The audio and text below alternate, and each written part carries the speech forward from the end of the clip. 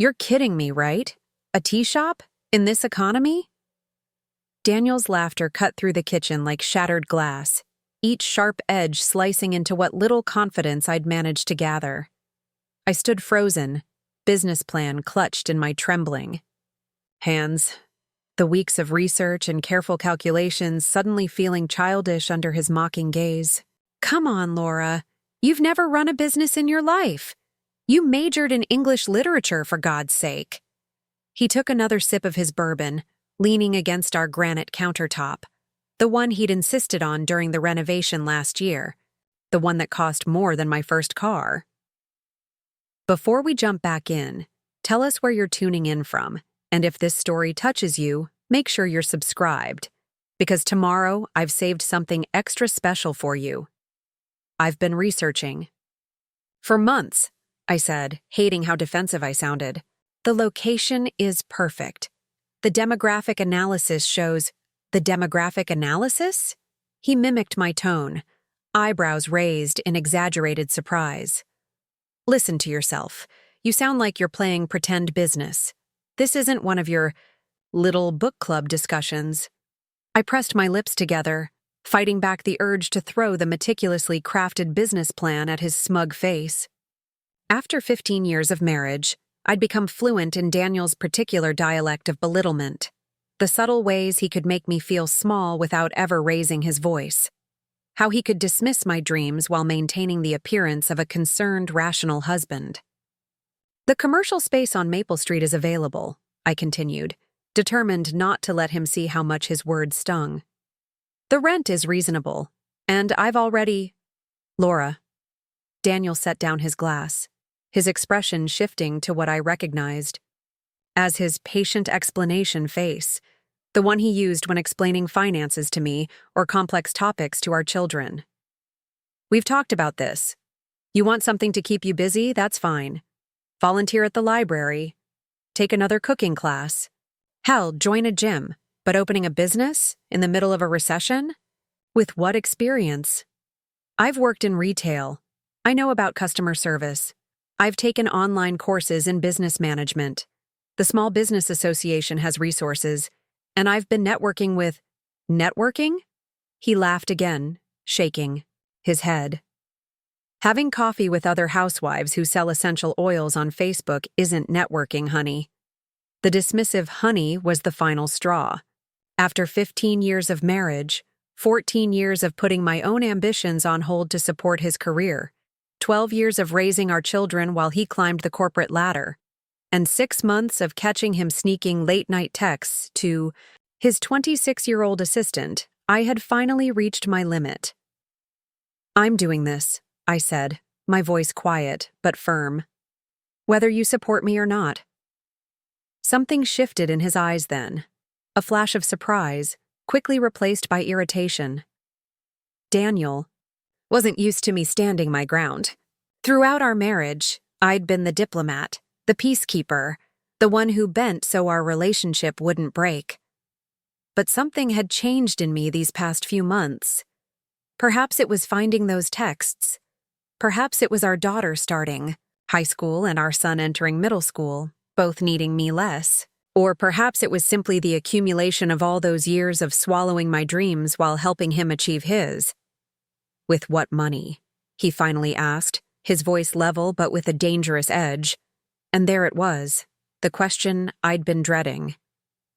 The financial control that had gradually tightened around my life like a slowly constricting python. I've saved some, I replied carefully. From the household account, the one I put money into for groceries and the kids' activities.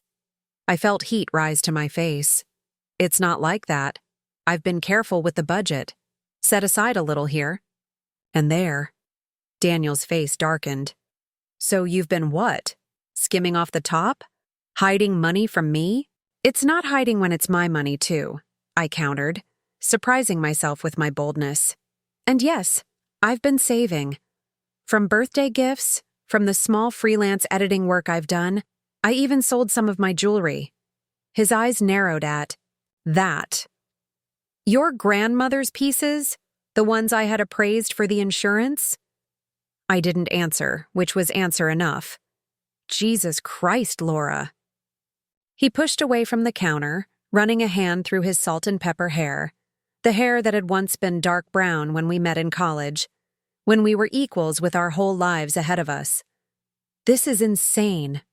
You're talking about risking our financial security on some midlife crisis tea shop fantasy? It's not a fantasy, I insisted, though his words had struck their intended target. And it wouldn't be risking our financial security. The startup costs are modest, and I've calculated the break-even point. If you just look at the business plan. I don't need to look at your business plan to know this is a terrible idea, he interrupted. I do this for a living, remember? I advise companies on financial strategies. I've seen more business plans than you've read books, and I can tell you right now, most small businesses fail within the first year, especially vanity projects started by bored housewives. The casual cruelty of his dismissal left me speechless. I felt something crack inside me, not my resolve, but whatever remaining illusion I had that this man respected me as an equal partner. Well, I finally managed, straightening my spine and gathering the pages of my business plan. I guess we'll find out if you're right. Daniel's laugh was short and bitter. Sure, go ahead. Waste your time. Waste your money. When it all comes crashing down, and it will, don't expect me to bail you out. I turned to leave the kitchen, not trusting myself to respond without my voice breaking. As I reached the doorway, his voice followed me. Maybe you should ask Brian Thompson for business advice. I'm sure he'd be happy to give you some private lessons. I froze, my back still to him. Brian Thompson was our son's soccer coach, a single dad who had once innocently asked me for coffee after a game to discuss team fundraising. Daniel had been making insinuations ever since, despite nothing remotely inappropriate having occurred. That's low even for you, I said quietly, not turning around. Is it? You seem so eager for a life outside this home, outside our marriage. The hypocrisy was breathtaking. I finally turned to face him, clutching my business plan like armor against my chest. You know what, Daniel? 20 years ago, I believed in you when no one else did. When your parents wanted you to join your father's law firm instead of going into finance. When everyone said your investment strategies were too risky. I supported you. I moved 3 times for your career. I put my own ambitions on hold, and now I'm asking for a fraction of that support in return. His expression hardened, the handsome face that had once made my heart race now cold and unfamiliar. That was different, he said dismissively. That was a real career with real potential, not some hobby shop for you to play business owner. I nodded slowly, a strange calm settling over me. Thank you for making yourself so clear. I'll remember this conversation. And I did remember it, with perfect clarity. 8 months later, when I stood in the empty storefront on Maple Street, keys in hand, watching the sign installer put up the elegant script that read, Serenity Tea and Books. Daniel had been right about one thing. It had been challenging. The renovation had cost more than I'd budgeted. The permits had been a bureaucratic nightmare. The initial foot traffic was slower than I'd projected. But what Daniel hadn't counted on was my determination, my willingness to learn, and the network of supporters I'd gathered. Real supporters, not the housewives selling essential oils he'd mocked. There was Mary, the retired accountant who'd taken me under her wing and helped me refine my financial projections. There was Aiden, my college roommate's brother, who owned a successful restaurant in the neighboring town and had become an invaluable mentor. There was Sophia, the local bank manager who had believed in my business plan enough to approve a small business loan. And then there were my children, 16-year-old Emma and 13-year-old Jason, who, contrary to Daniel's predictions, were proud of what their mother was building, not embarrassed by it. Emma had even designed our logo, her artistic talents creating the perfect blend of sophistication and warmth I'd been struggling to articulate to professional designers. The first 6 months were a steep learning curve of 16-hour days, unexpected challenges, and moments of paralyzing self-doubt. But by month 7, something magical had begun to happen. We had regulars. We had positive reviews online. We had a small but growing community of book lovers who came for the carefully curated selection and stayed for the specially blended teas. I was exhausted but exhilarated, running on adrenaline and the quiet satisfaction of proving Daniel wrong with each passing day that my shop remained open, with each month that showed modest but real growth in revenue. The divorce proceedings had begun 3 months after I signed the lease. Not because of the shop, though Daniel had certainly used my financial recklessness as ammunition, but because I'd finally confronted him about Megan, his young assistant. The affair he'd denied had become impossible to ignore when Emma had spotted them together at a restaurant 2 towns over, his hand intimately placed on the small of Megan's back. The divorce was ugly, as these things often are when wounded pride and substantial assets are involved. Daniel fought for everything: the house, the investments, even items of sentimental value that I knew he didn't care about. His legal team was ruthless, using my fledgling business as evidence of my financial instability, painting me as impulsive and irresponsible. But I had my own evidence: the text messages, the credit card statements showing hotel charges and expensive gifts, the testimony of friends who'd seen them together. In the end, the settlement wasn't what Daniel had hoped for. I kept the shop, a fair portion of our savings, and temporary alimony to bridge the gap while my business grew. He kept the house, too big now for just one person, and most of his precious investment portfolio. 8 months into my new life as a business owner and newly single woman of 42, I was standing behind the counter of Serenity, arranging a display of our newest tea blends, when the bell above the door chimed. Well, well, so it hasn't gone under yet. Daniel's voice still had the power to make my stomach clench, though the effect was diminishing with time. I looked up, keeping my expression neutral as I took in his appearance. He looked good. He always did, in an expensive charcoal suit that probably cost more than my monthly rent. But there were new lines around his eyes, a tightness to his mouth that spoke of stress despite his efforts to project casual confidence. "Hello, Daniel. What brings you here?" I asked, proud of how steady my voice sounded. He glanced around the shop, taking in the comfortable reading nooks, the wall of loose-leaf teas in glass jars, the carefully selected books arranged on reclaimed wood shelves. His eyebrows raised slightly, and I couldn't tell if it was in surprise or disdain. "I was in the neighborhood," he said vaguely. "Thought I'd see how your experiment is going." "It's going well," I replied simply, not giving him the detailed financials I knew he was fishing for. "What can I help you with today? A book recommendation? Or perhaps a tea? Our Midnight Clarity blend is popular with people who work long hours.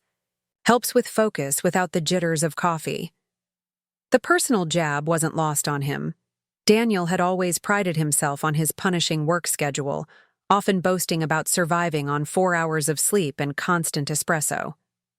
"Very cute," he said with a tight smile. "Actually, I wanted to let you know that Whitman & Associates is expanding. My division has had quite a successful year."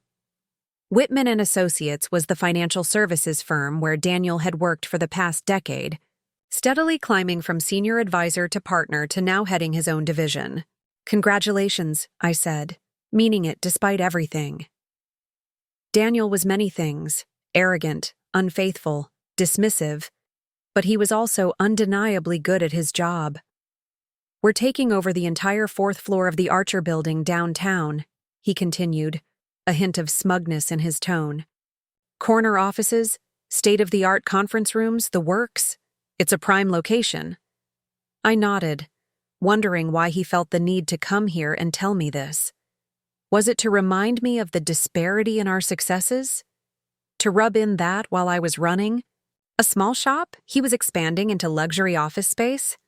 "I'm happy for you," I said, and then because I couldn't resist, "I hope Megan enjoys her new office." His smile faltered for just a moment before he recovered. "She will. She's being promoted to junior advisor. She has a real head for business." I bet that's not all she has, I thought, but didn't say. Instead, I smiled and gestured to a customer who had just entered. If you'll excuse me, I have work to do. Daniel looked like he wanted to say something more, but instead gave a dismissive wave and turned to leave. At the door, he paused and looked back. You know, Laura, I am a little impressed you've kept this place open this long. But small businesses like this, they're just not sustainable.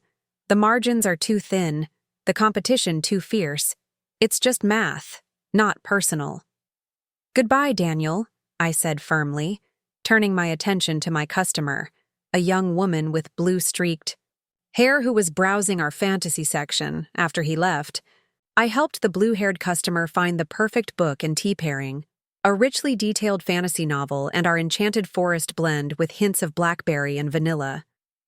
As I rang up her purchase, I found myself thinking about Daniel's visit and the not-so-subtle reminder of the disparities in our professional lives.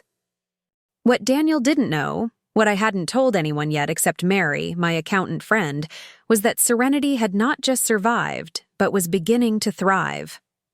Our second quarter numbers had exceeded projections by 15%. The book club nights were now so popular we had to create a waiting list. Local authors were contacting us about hosting readings, and a regional magazine had featured us in their Hidden Gems section last month.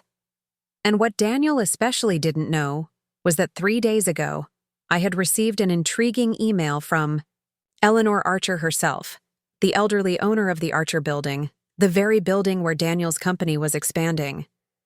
Ms. Reynolds, the email had begun, I've been a quiet patron of your establishment since you opened. Your Salon Sunrise blend is the highlight of my mornings, and your staff's book recommendations have never disappointed. I find myself in a position where I need to discuss a business matter of some delicacy. Would you be available for tea at your convenience? Eleanor Archer. I had responded immediately, and we had arranged to meet tomorrow morning before the shop opened. I had no idea what the business matter of some delicacy might be, but coming from Eleanor Archer, one of the wealthiest and most respected businesswomen in our city, it was not an invitation one declined. As I closed the shop that evening, carefully counting the day's receipts and setting up for the morning, I found myself thinking about the strange symmetry of Daniel visiting today, bragging about his expansion into the Archer Building, just before my meeting with Eleanor Archer. Herself, I didn't believe in signs or fate, not really. But I couldn't help wondering if perhaps the universe had a sense of humor after all. The next morning, I arrived at Serenity an hour earlier than usual, my stomach fluttering with a mix of anticipation and nerves. I had met Eleanor Archer only, once before, briefly at a Chamber of Commerce event shortly after opening the shop. She had been polite but reserved, her keen eyes taking in everything while revealing nothing of her own thoughts. At exactly 7:30, a sleek black town car pulled up outside, and the driver assisted an elegant older woman from the back seat. Eleanor Archer might have been in her late 70s, but she carried herself with the straight-backed poise of someone decades younger. Her silver hair was pulled back in a classic chignon, and she wore a simple but obviously expensive camel coat over a cream silk blouse and tailored navy trousers. I unlocked the door to let her in, suddenly aware of my more modest attire. A simple blue dress and cardigan that had seemed professional enough when I'd dressed in the dark that morning, careful not to wake Emma, who had been up late studying for exams. Ms. Reynolds, Eleanor said, extending her hand. Her grip was firm, her blue eyes sharp and assessing. Thank you for accommodating me at this early hour. It's my pleasure, Ms. Archer, I replied, leading her to the best table by the window, which I had prepared with fresh flowers and our finest china. And please call me Laura. Laura, then. And I'm Eleanor. She settled into her chair with the ease of someone accustomed to commanding rooms much larger and more intimidating than my cozy shop. I hope you'll join me for tea? Of course. I brought over the pot of Salon Sunrise that I had brewing, her favorite, according to her email, along with an assortment of pastries from the local bakery I partnered with. As I poured the tea, Eleanor looked around the shop with obvious approval. "You've created something special here," she said. "It has a soul to it. That's rare in businesses these days." "Thank you," I said, warmth spreading through me at her words. "That means a great deal, especially coming from you." She took a sip of her tea, closing her eyes briefly in appreciation. When she opened them again, her gaze was direct and businesslike. "I'll come straight to the point, Laura. I'm selling the Archer Building." I blinked in surprise. The Archer Building was a landmark in our downtown area, a beautiful Art Deco structure that had been in Eleanor's family for generations. "I'm sorry to hear that," I said carefully, unsure why she was sharing this information with me, of all people.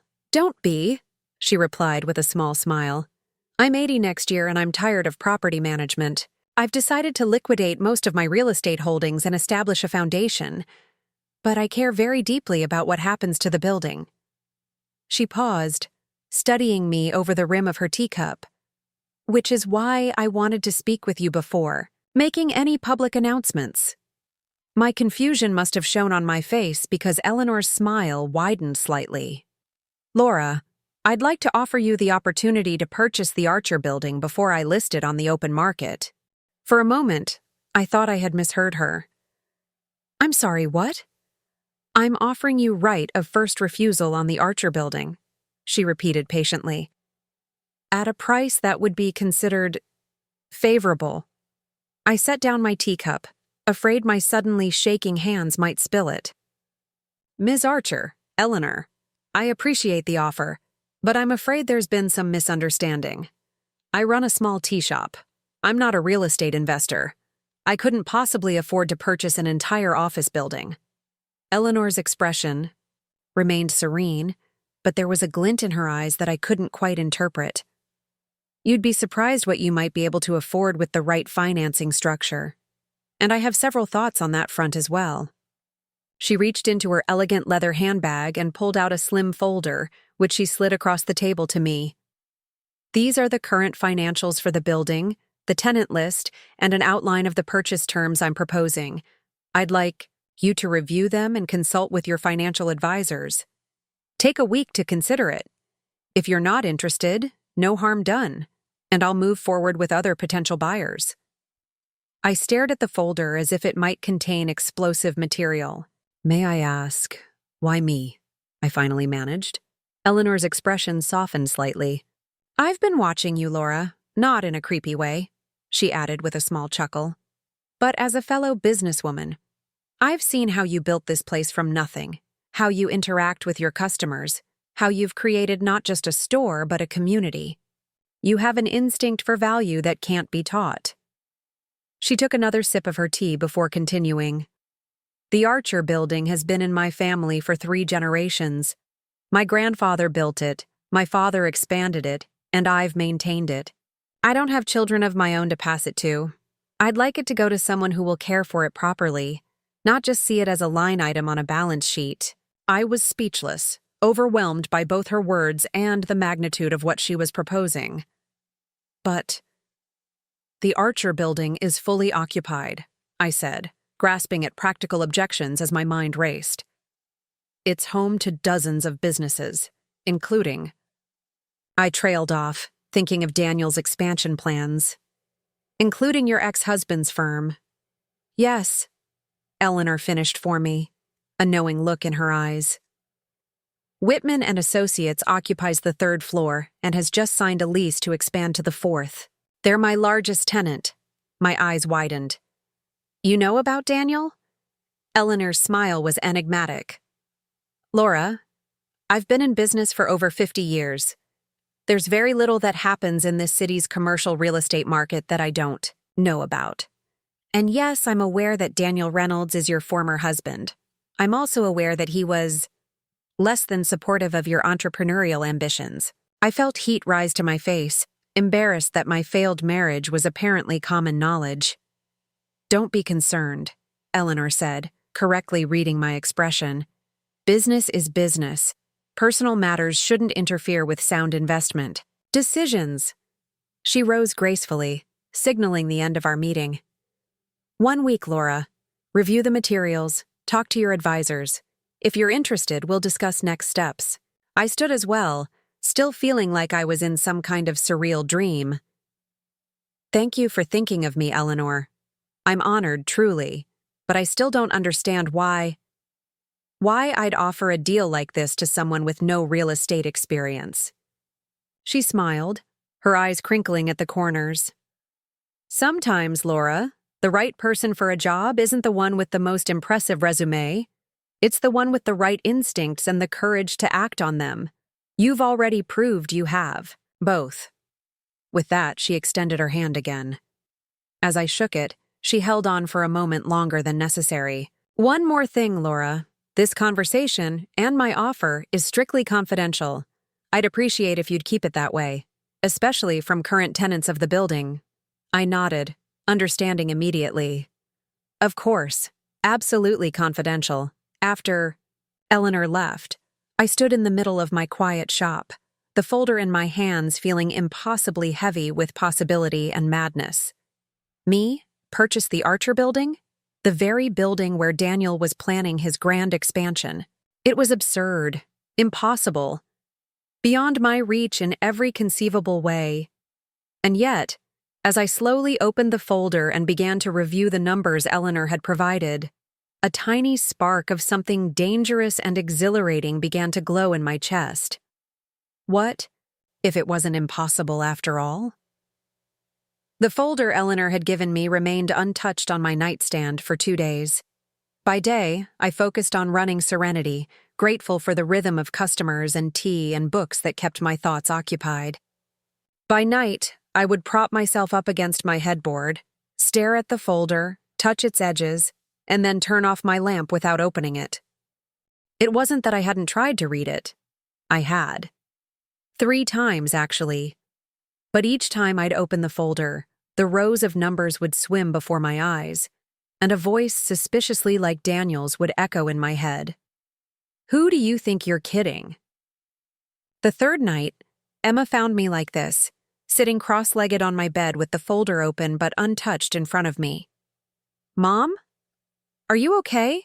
She asked, leaning against my doorframe, her hair pulled up in a messy bun, wearing her favorite oversized STEM camp t-shirt.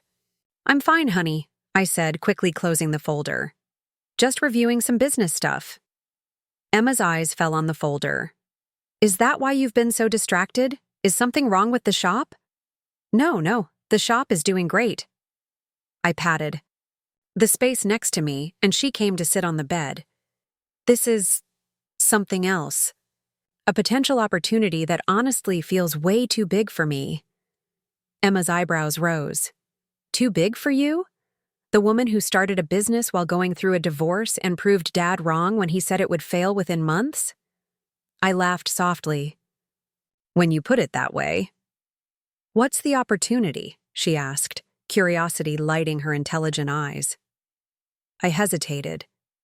Eleanor had asked for confidentiality, but I needed to talk this through with someone, and Emma had shown remarkable business sense for a 16-year-old. She certainly hadn't gotten that from me. It must have come from Daniel, though I'd never tell either of them that. If I tell you, you have to promise absolute secrecy, I said seriously. Not a word to anyone, not your friends, not Jason, and especially not your father. She nodded solemnly. I promise. Taking a deep breath, I opened the folder again. Eleanor Archer has offered to sell me the Archer building before putting it on the market. Emma's eyes widened to perfect circles. The Archer building? The one downtown with all the fancy offices? Where Dad works? I nodded. The very same. Holy. Mom. She grabbed the folder and began scanning the papers. Unlike me, Emma didn't seem overwhelmed by the numbers. This is huge. But can we afford something like this? That's the question I've been asking myself, I admitted. The purchase price is actually below market value. Eleanor calls it favorable terms, but it's still millions of dollars. Emma continued flipping through the documents, her brow furrowed in concentration. What's this part about the current rental income stream? I leaned over to look where she was pointing. That's the total annual rent paid by all the building's tenants. She did some quick mental math. So if the building is fully leased, which it is according to this tenant list, the annual rental income would more than cover the mortgage payments on the financing structure she's proposing. I stared at my daughter, momentarily speechless. How do you know about mortgage payments and financing structures? Emma gave me a look that only teenagers can perfect. Part exasperation, part superiority. Mom, I've been helping with the shop's books since we opened. Plus, YouTube exists. I watch finance videos. You watch finance videos? For fun? She shrugged, a slight blush rising to her cheeks. It's interesting. Don't tell anyone at school. It would ruin my reputation. I laughed, feeling a sudden surge of pride in this remarkable young woman I'd somehow raised. Your secret's safe with me. Emma returned to the documents, her finger tracing down columns of numbers. According to this, Dad's company pays the highest rent per square foot, and they just signed a 5-year extension for the expansion space. Yes, I said, a strange feeling settling in my stomach at the thought. If I bought the building, I'd be Daniel's landlord. Emma looked up at me, a mischievous glint in her eyes. Oh my God, that's poetic justice or something. After all those times he said you couldn't run a business. It's not about revenge, I said quickly, though a small part of me couldn't deny the satisfaction in the symmetry of it. Of course not, Emma agreed, though her smile suggested she didn't entirely believe me. It's a business decision, and from these numbers, it looks like a good one. She flipped to the next page. The building's at 95% occupancy, the property. Taxes are actually lower than I would have guessed, and the maintenance reserve seems adequate based on the age and condition. I looked at my daughter with newfound respect. How do you know all this? She shrugged again. I told you, YouTube. Plus, Mrs. Peterson's economics class had a real estate investment unit last semester. I got an A. Of course you did, I murmured, feeling a strange mix of pride and inadequacy. At 16, Emma already understood financial concepts that still intimidated me at 42. Mom, Emma said, her tone suddenly serious. I think you should do this. It's not that simple, I protested. The down payment alone would take almost everything we have, even with Eleanor's favorable terms.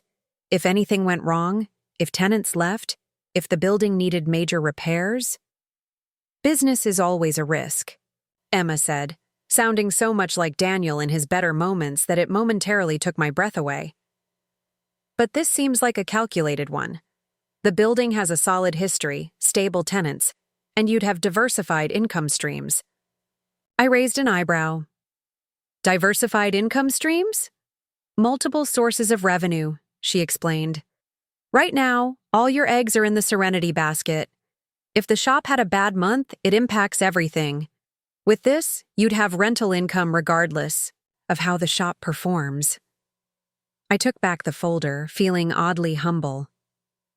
When did you get so smart about business? Emma's expression faltered slightly. Dad and I talk about this stuff sometimes. When I visit on weekends, he's been teaching me about investing. Oh, I said softly, feeling a pang of something. Not quite jealousy, but perhaps regret that Daniel could connect with our daughter in ways I couldn't.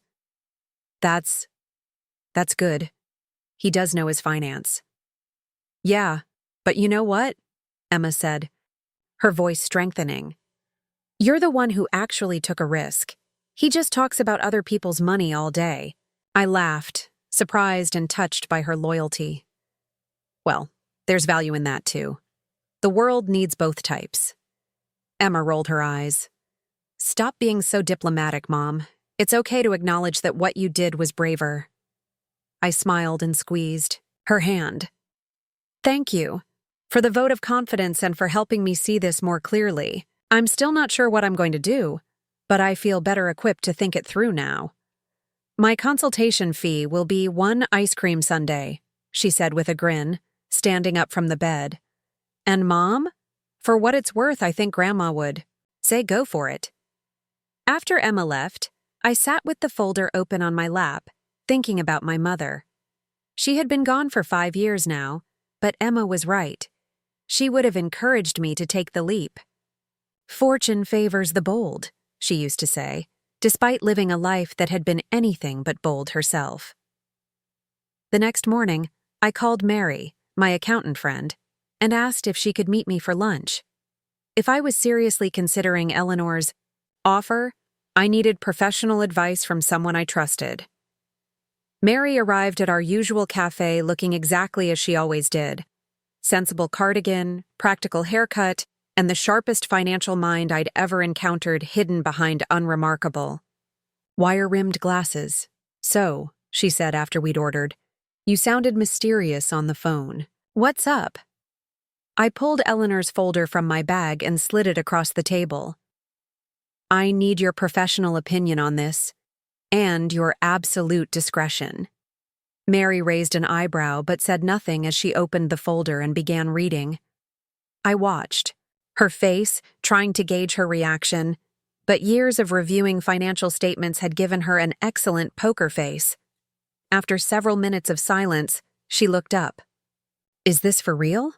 I nodded. Eleanor Archer approached me herself, said she'd been watching how I run Serenity and wants someone who cares about more than just the bottom line to take over the building. Mary let out a low whistle. Laura, do you understand what's in front of you? This is a once-in-a-lifetime opportunity, even for someone like me, with no real estate experience. Real estate isn't rocket science, Mary said briskly, especially with a stabilized, fully leased property like this. The fundamentals are strong, the location is A+, and the price is… She shook her head in disbelief. Well below market. Eleanor must really like you. Hope flickered in my chest. So you think I could handle it? With the right team, absolutely. You'd need a good property manager, a reliable maintenance contractor, and a lawyer to review all the existing leases. But the day-to-day wouldn't be much different from managing your shop, just on a larger scale. And financially? Be honest with me, Mary. Is this too risky? Mary pushed her glasses up her nose, her expression thoughtful. There's always risk in business, but this… She tapped the folder. This is about as solid as real estate investments get. The debt service coverage ratio is excellent, meaning the rental income more than covers the mortgage payments and operating expenses. The building systems are all relatively new or well-maintained according to this inspection report. And commercial. Tenants, especially established ones like the law firms and financial services companies in this building, tend to be stable. She leaned forward, her usually reserved demeanor animated with excitement.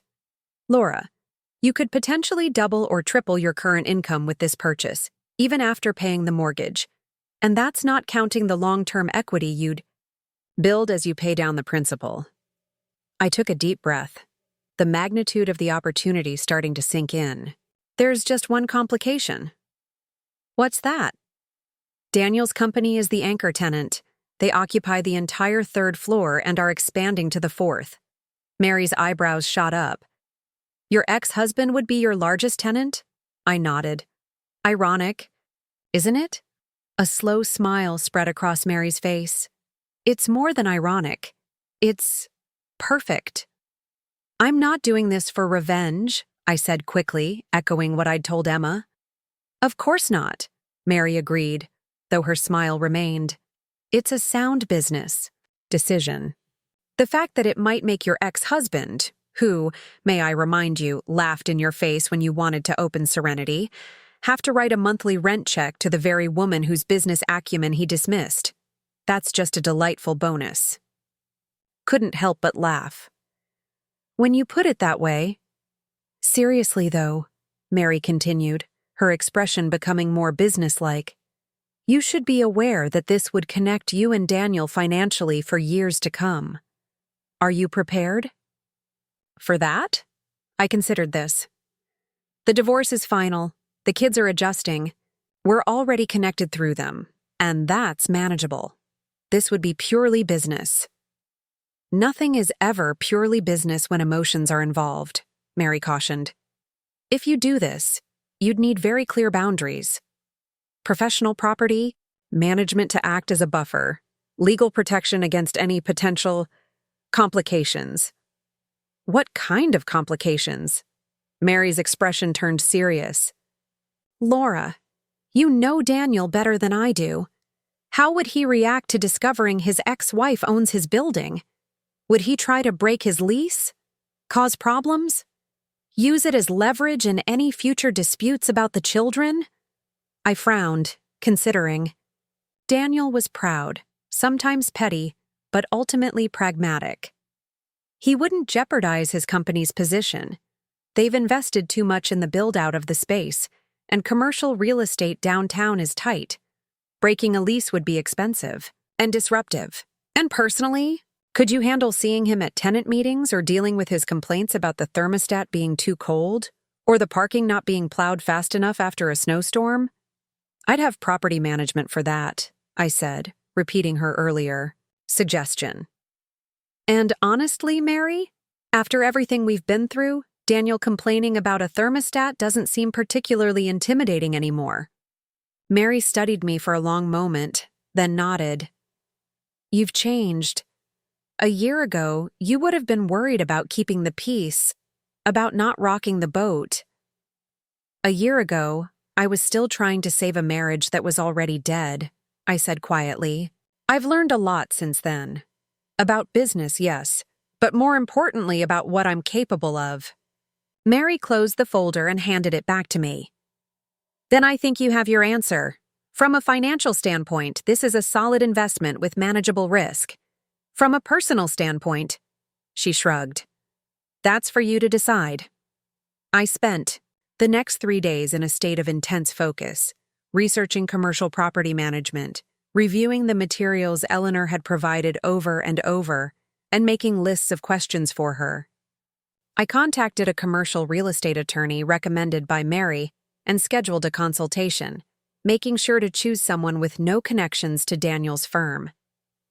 By the time Eleanor called to follow up, exactly 1 week after our meeting, I had made my decision. Eleanor, I said when I answered the phone, I'd like to move forward, with conditions. I could almost hear her smile through the phone. I expected nothing less. Shall we meet tomorrow to discuss details? We arranged to meet at her office the following morning. As I hung up, I felt a surge of adrenaline mixed with terror and exhilaration. I was really doing this. I was going to buy a 7-story commercial building in downtown. I was going to be Daniel's landlord.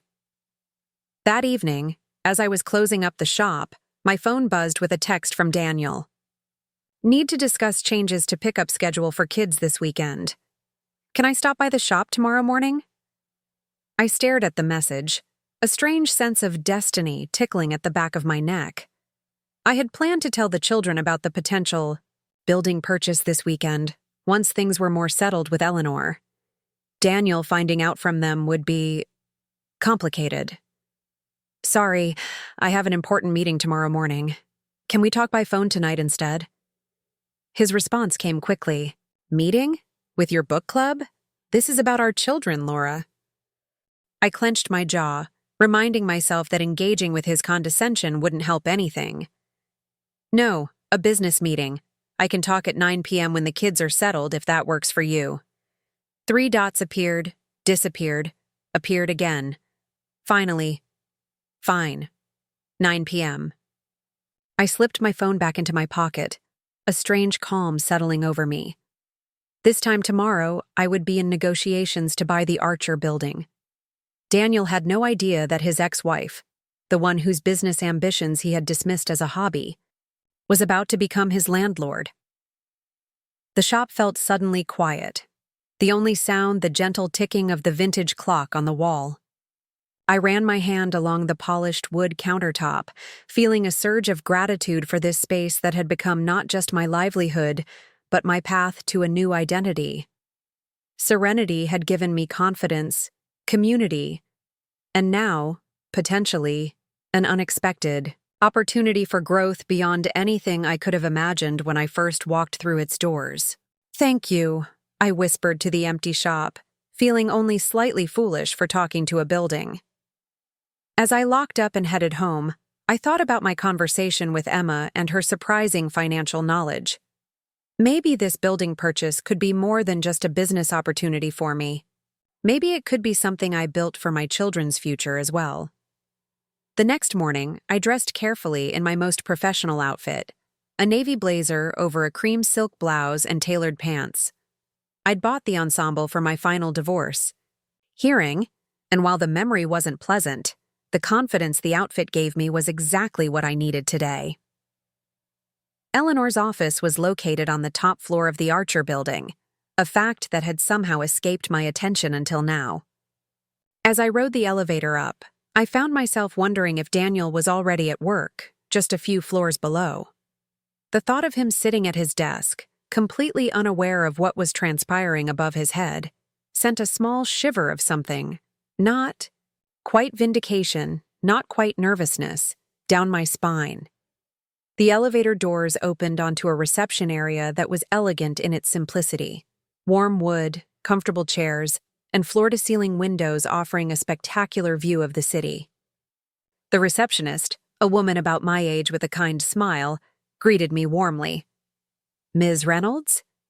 Ms. Archer is expecting you. Please go right in." Eleanor's office was even more impressive than the reception area, spacious but not ostentatious, with artwork I suspected was original and valuable adorning the walls. Eleanor herself sat behind a desk that looked like it had been crafted by an artisan rather than purchased from an office supply catalog. "Laura," she said, rising to greet me with a firm handshake. "Right on time. I appreciate punctuality in business partners." Business partners. The term sent another small thrill through me. Eleanor Archer, one of the most successful businesswomen in the city, considered me a potential partner. "Thank you for seeing me, Eleanor," I said, taking the seat she indicated, across from her desk. "I've reviewed your proposal thoroughly and consulted with my advisors." Eleanor smiled. And I'd like to proceed with a few conditions." She leaned back in her chair, her expression one of measured approval. I expected nothing less. Let's hear them. I took a deep breath and opened my portfolio, where I had carefully noted each point I wanted to discuss. This was it, the moment, where I would either step into a new chapter of my life or discover that I had reached too far. Either way, there was no turning back now. "First," I said, consulting my notes, "I'd like to establish a transition period where you remain involved as an advisor. 3 months should be sufficient for me to learn the intricacies of managing the property." Eleanor nodded, making a note. "Reasonable. I can arrange that." "Second, I'd like to retain the current building manager, Mr. Peterson, if he's willing. The continuity would be valuable, and from what I understand, the tenants respect him." "Gerald has been with the building for 15 years, Eleanor said. "He's exceptional, and I was going to recommend keeping him on. He knows every pipe, wire, and quirk of the heating system." I felt a small surge of confidence. So far, my conditions seemed to align with Eleanor's expectations. Third, I'd like to review all current vendor contracts before finalizing the purchase. Maintenance, cleaning, security. I want to understand exactly what I'm committing to. Eleanor's smile widened slightly. "You've done your homework, Laura. That's standard in commercial real estate transactions. You'll have full access to all contracts and service agreements." I took a deep breath before presenting my next point. "Fourth, and this is important to me, I'd like to keep my ownership of the building confidential, at least initially." Eleanor's eyebrows rose. "Confidential? That's unusual. The deed would be public record." "I understand that," I said carefully. "But I'd like the building to continue operating under Archer Properties as the management company of record. My name wouldn't appear on any communications with tenants, All they would know is that ownership has transferred to a new entity. Eleanor studied me, her keen eyes missing nothing. This has to do with your ex-husband, I presume. I felt heat rise to my face, but maintained eye contact. Yes, Daniel's company is your largest tenant. If he knew I was the new owner before the transaction was complete, he might attempt to interfere or delay his expansion plans. Eleanor tapped her pen against her desk, considering. I see your point. And after the sale is finalized? After the sale, I'll determine the right time to disclose my ownership, but I'd prefer to do it on my terms, when everything is legally settled. Eleanor nodded slowly. It's unconventional, but not unreasonable. We can structure the purchase through an LLC that doesn't have your name attached to it. Gerald would need to know, of course, but he's the soul of discretion. Thank you, I said, relieved. My final condition is regarding financing. While your proposed terms are generous, I'd like to explore options that would allow me to retain more operating capital for my existing business, such as a slightly lower down payment in exchange for a marginally higher interest rate. Serenity is doing well, but I don't want to drain its resources completely. Eleanor considered this, then slid a calculator toward herself and made some quick calculations. I could agree to that. Let's say 15% down instead of 20%, with a half-point increase in the interest rate. That still keeps your monthly payments manageable given the rental income. I felt a wave of relief. That would be perfect. Eleanor set down her pen and gave me an appraising look. Laura, may I ask you something directly? When I nodded, she continued. Are you comfortable with the responsibility you're taking on? This is a significant step up from managing a tea shop, no matter how successful. The question didn't offend me. In fact, I appreciated her candor. It's a fair question. A year ago, my answer would have been no. But I've discovered something about myself since opening Serenity. I'm a quick study, and I'm more capable than I was led to believe for most of my adult life. Eleanor's expression softened. For what it's worth, I'm inclined to agree with your self-assessment.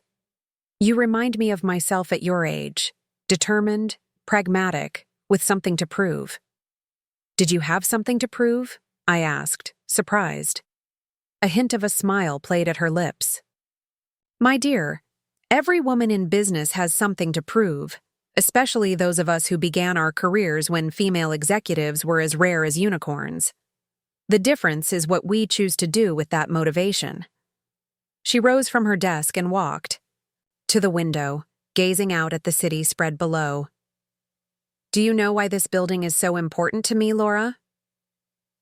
It's been in your family for generations, I said, recalling what she'd told me. Yes, but there's more to it than mere inheritance. She turned to face me. My grandfather built this building in 1932, during the depths of the Great Depression. Everyone told him he was mad to invest in commercial real estate when businesses were failing by the thousands.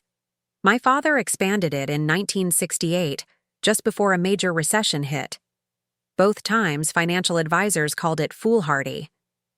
But they succeeded, I said, understanding beginning to dawn.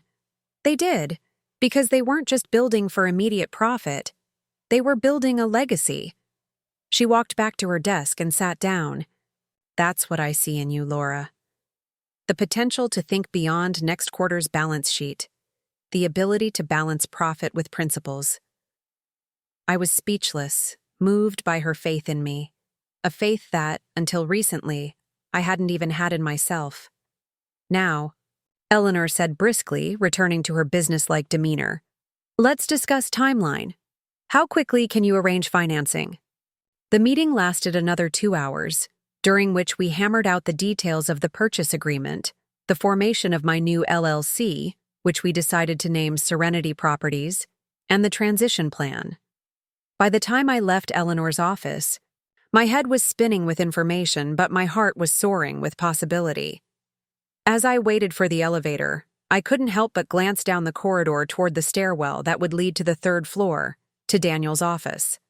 How would he react when he eventually learned the truth? The thought no longer filled me with anxiety, but with a certain calm anticipation. The elevator doors opened, and I stepped inside, pressing the button for the lobby. As the doors began to close, a hand shot between them, forcing them back open. My stomach dropped as Daniel himself stepped into the elevator. "Laura!" His surprise was evident in his voice. "What are you doing here?" I quickly composed my features, grateful that I'd tucked Eleanor's folder securely into my bag. "Meeting with a client," I said smoothly. "She works in the building and is interested in hosting a book club at Serenity." Daniel gave me an appraising look, taking in my professional attire. "Must be an important book club. I don't think I've ever seen you in that outfit before." "I had court this morning," I lied, hating how easily the falsehood came to me but knowing it was necessary. "Finalizing some paperwork for the divorce." He frowned slightly. "I wasn't notified about any court appearance. It was administrative. Nothing that required your presence."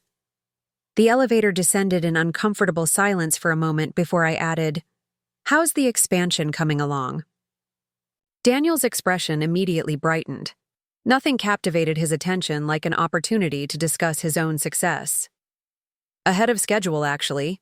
The contractors started demolition on the 4th floor last week. We should be ready to move the trading desk up there by the end of next month." "That's wonderful," I said, meaning it despite the complicated circumstances. Daniel might have been a disappointing husband, but he was undeniably good at his job. "The new space is going to be spectacular," he continued, clearly warming to the topic. "State-of-the-art technology, a dedicated conference center, even a catering kitchen for client events. Old Lady Archer is charging us a fortune in rent, but it's worth it for the location and prestige." I bit my tongue at his dismissive reference to Eleanor and simply nodded. "It sounds impressive." The elevator reached the lobby and we both stepped out. I expected Daniel to head toward the exit, but instead he paused. "Listen, about tonight's call, I actually need to postpone. Something's come up with a client and I'll be in meetings until late." "That's fine," I said, hiding my irritation at his casual rescheduling. "Email me your proposed changes to the pickup schedule and I'll let you know if it works for us."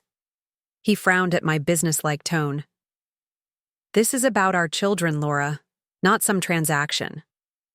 "I'm well aware of that," I replied evenly. "But your time isn't more valuable than mine, and I've rearranged my evening once already to accommodate your schedule. Send the email, and I'll respond promptly." Daniel looked momentarily taken aback by my assertiveness. During our marriage, I would have simply agreed to whatever new time he proposed, rearranging my own commitments without complaint. "Fine," he said tersely. "I'll send it tonight." As he walked away, his phone already pressed to his ear, I felt a small thrill of satisfaction. It wasn't about winning or power. It was about establishing a new dynamic between us, one based on mutual respect rather than accommodation. The next 3 weeks passed in a whirlwind of activity. The purchase of the Archer building progressed with surprising smoothness, thanks in large part to Eleanor's extensive preparation and my own growing confidence in navigating commercial real estate matters. I met with Gerald Peterson, the building manager, who was indeed a treasure trove of knowledge about the property. To my relief, he seemed genuinely pleased to continue working under the new ownership structure and showed no signs of concern about reporting to someone with no prior real estate experience.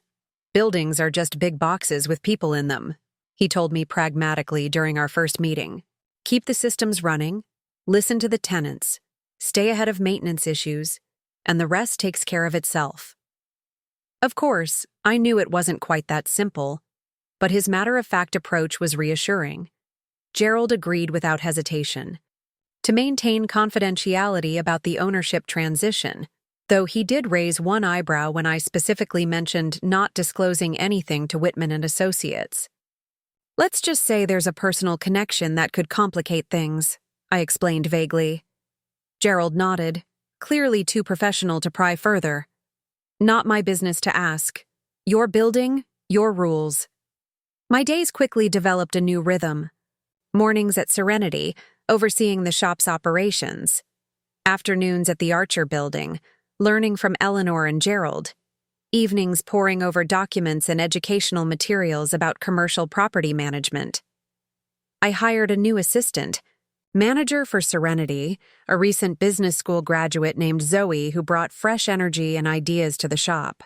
The arrangement allowed me to step back slightly from day-to-day operations without sacrificing quality or customer experience. Emma and Jason adjusted to the changes in my schedule with typical teenage resilience. Emma, in particular, seemed energized by my new venture, peppering me with questions about commercial real estate and offering to help research related topics online.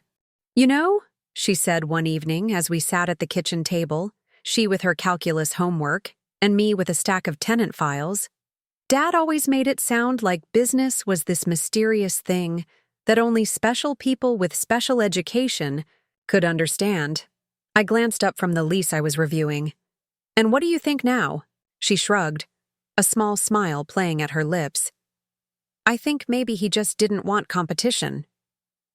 The observation, so simple yet so incisive, stunned me momentarily. Had Daniel deliberately discouraged my business ambitions out of some fear of competition, even within our marriage? The thought had never occurred to me before, but it resonated with an uncomfortable truth. "Well," I said carefully, "your father is very good at what he does. But you're right that business isn't some mysterious realm accessible only to a chosen few.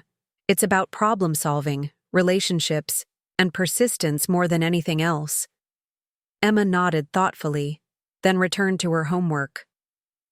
I watched her for a moment, marveling at her perceptiveness, and wondering what other insights she might have absorbed while navigating between her parents' increasingly different worlds.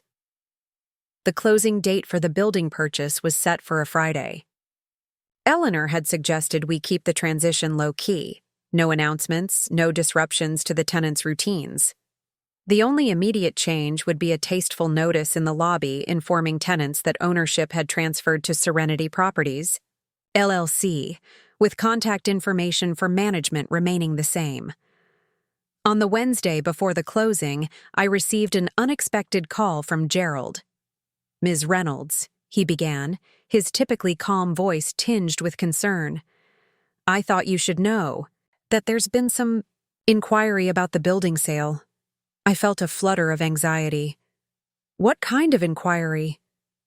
"Mr. Reynolds came to my office this morning, asking if the rumors about Ms. Archer selling the building were true.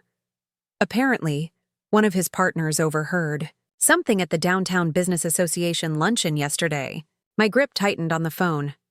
"What did you tell him?"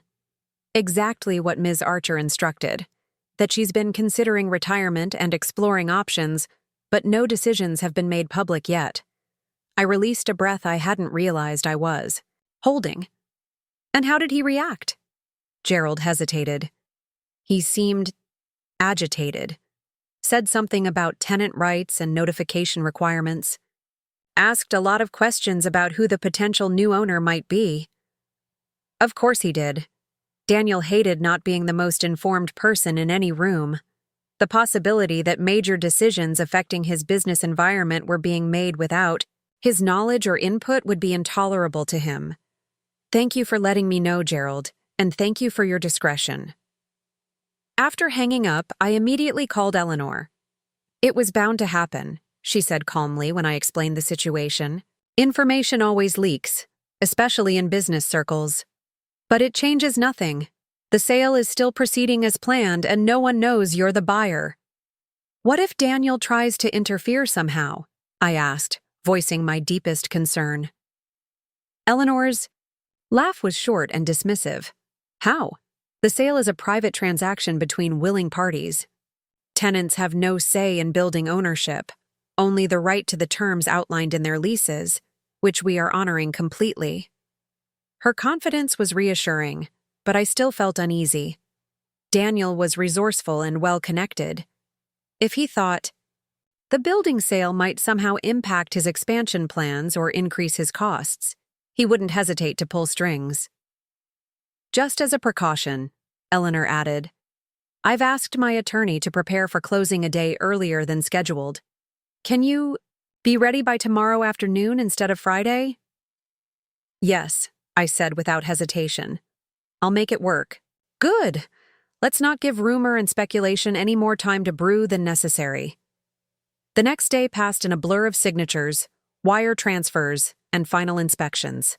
By 4:30 p.m., it was official. I was the new owner of the Archer building. Eleanor.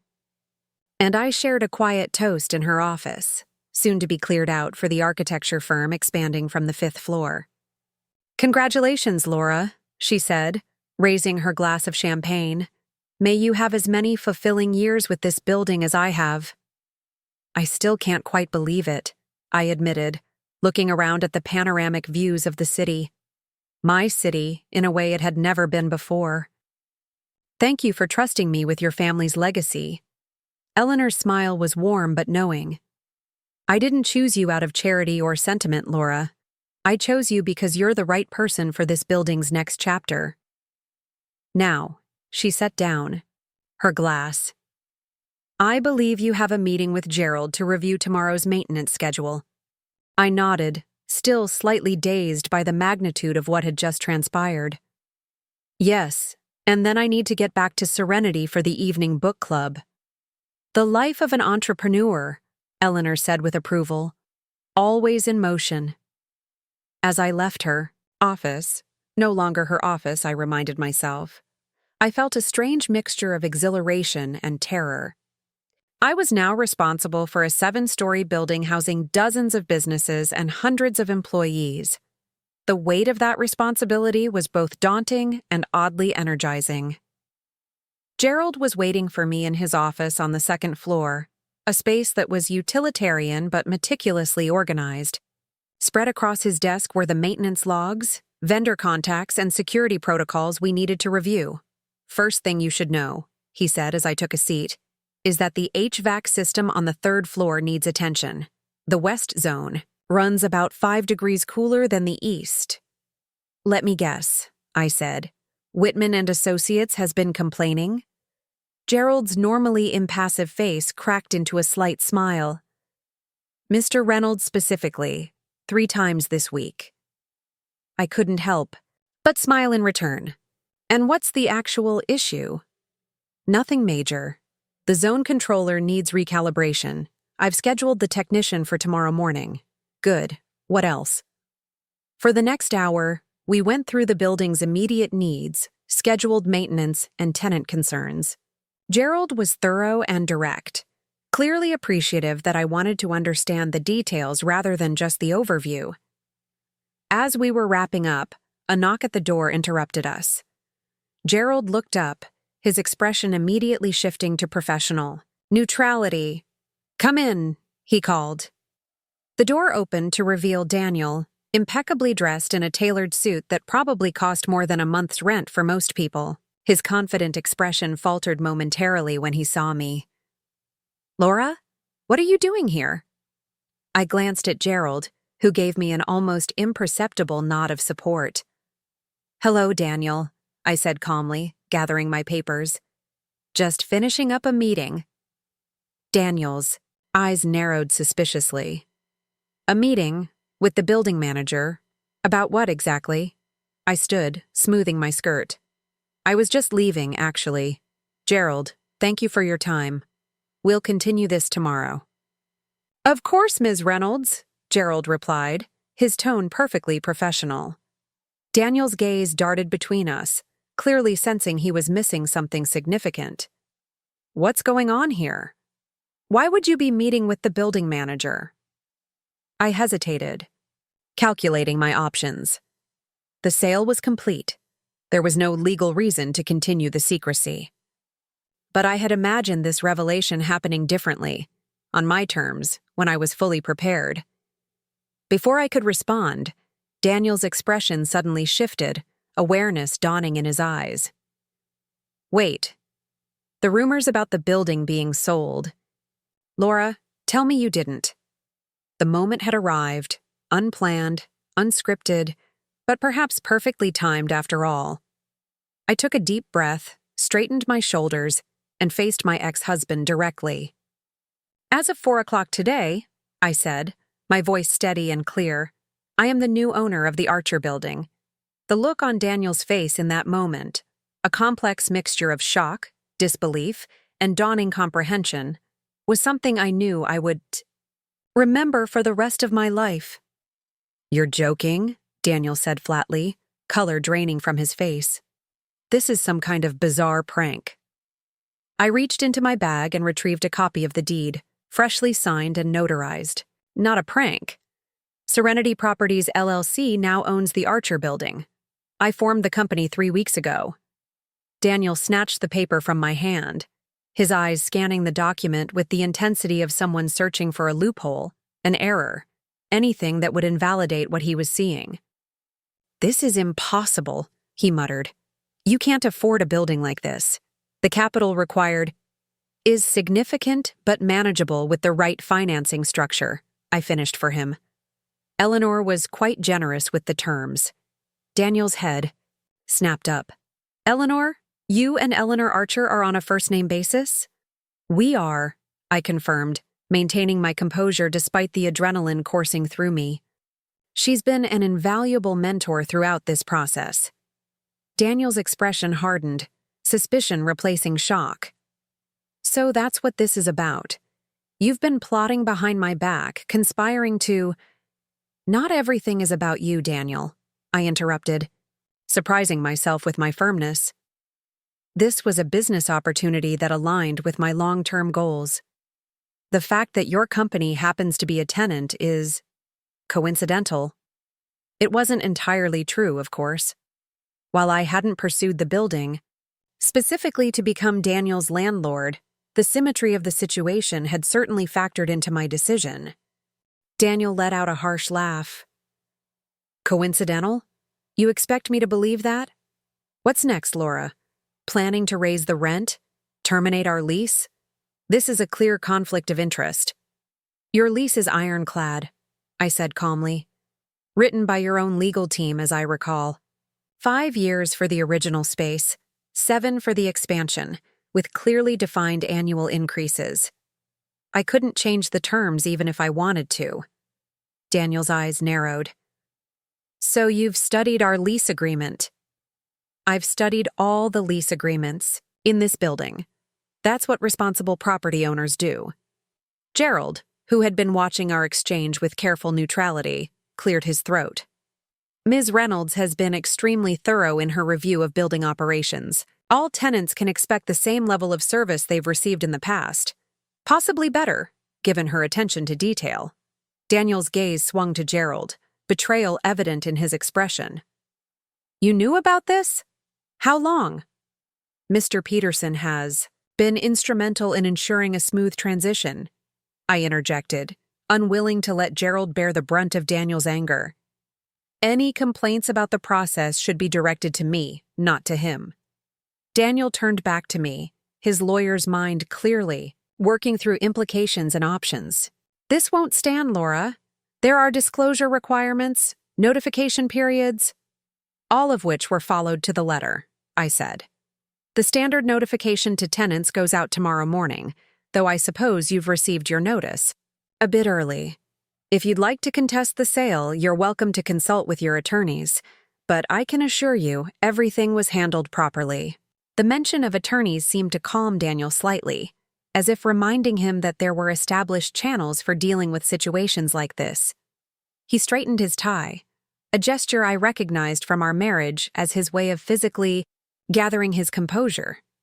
Well, he said finally, his voice regaining some of its usual controlled confidence. This is certainly unexpected.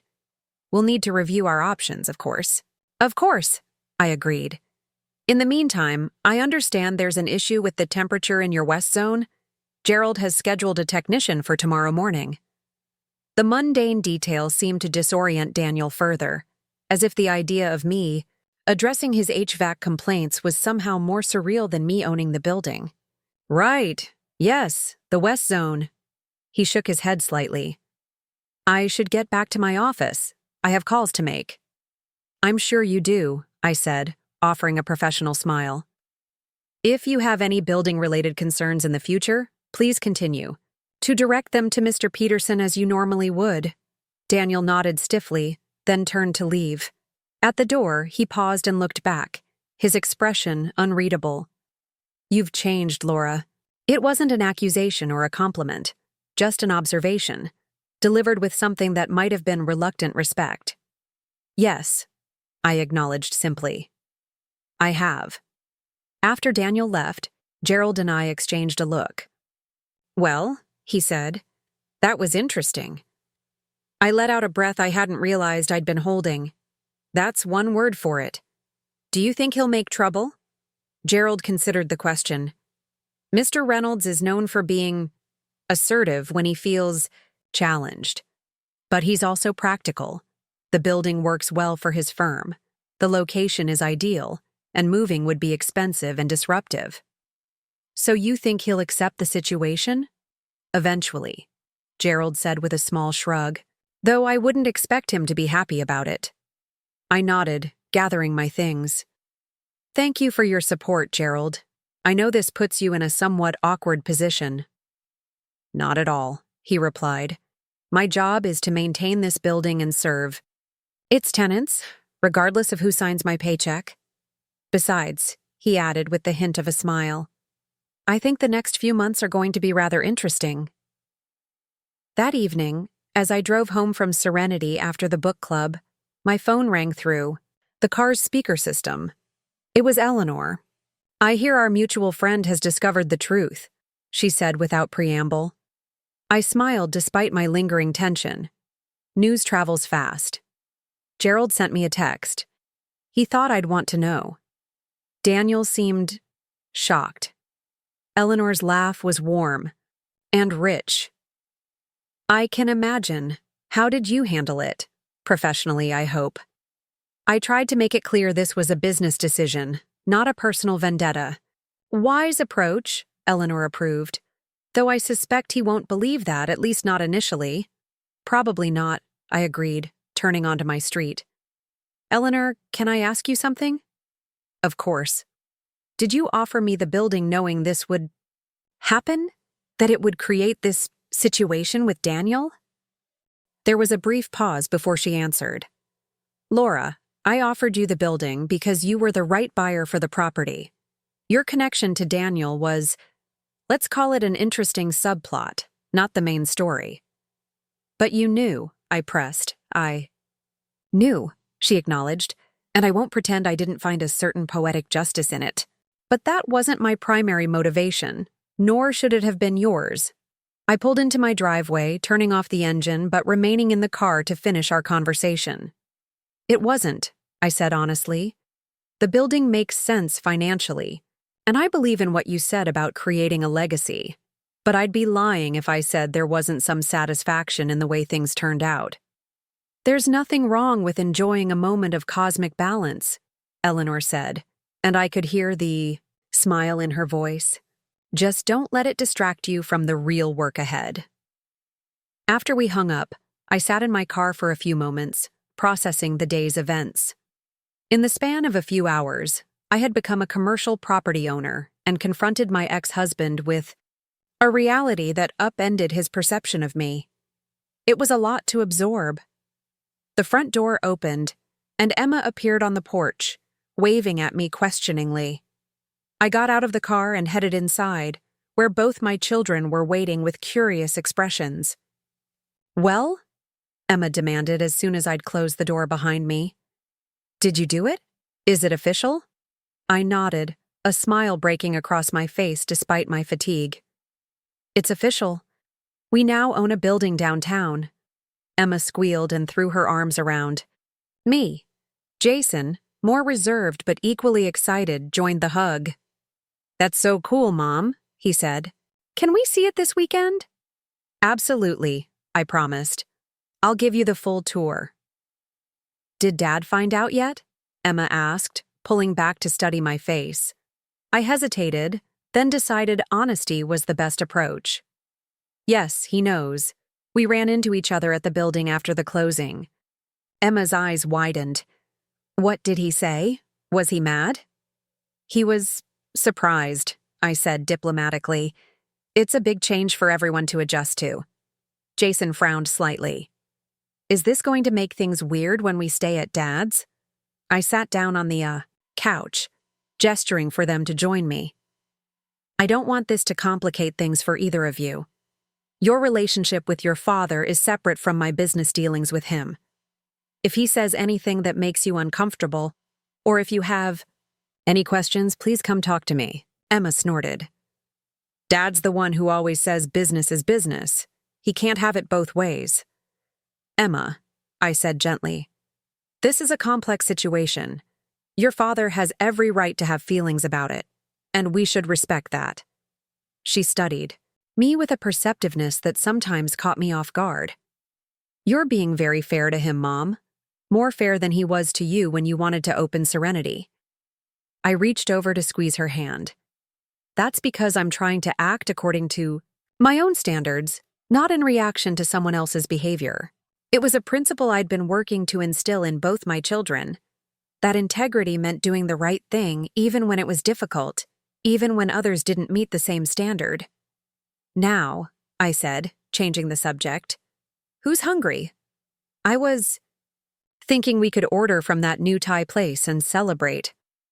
As the evening progressed with dinner and conversation, I found myself relaxing into the simple joy of family time. Whatever challenges lay ahead with the building and with Daniel, these moments with my children, was the foundation that gave me strength. The next morning, I arrived at Serenity early to review the day's operations with Zoe before heading to the Archer building for my first official day as owner. As I was going through the new tea shipment that had arrived, the bell above the door chimed.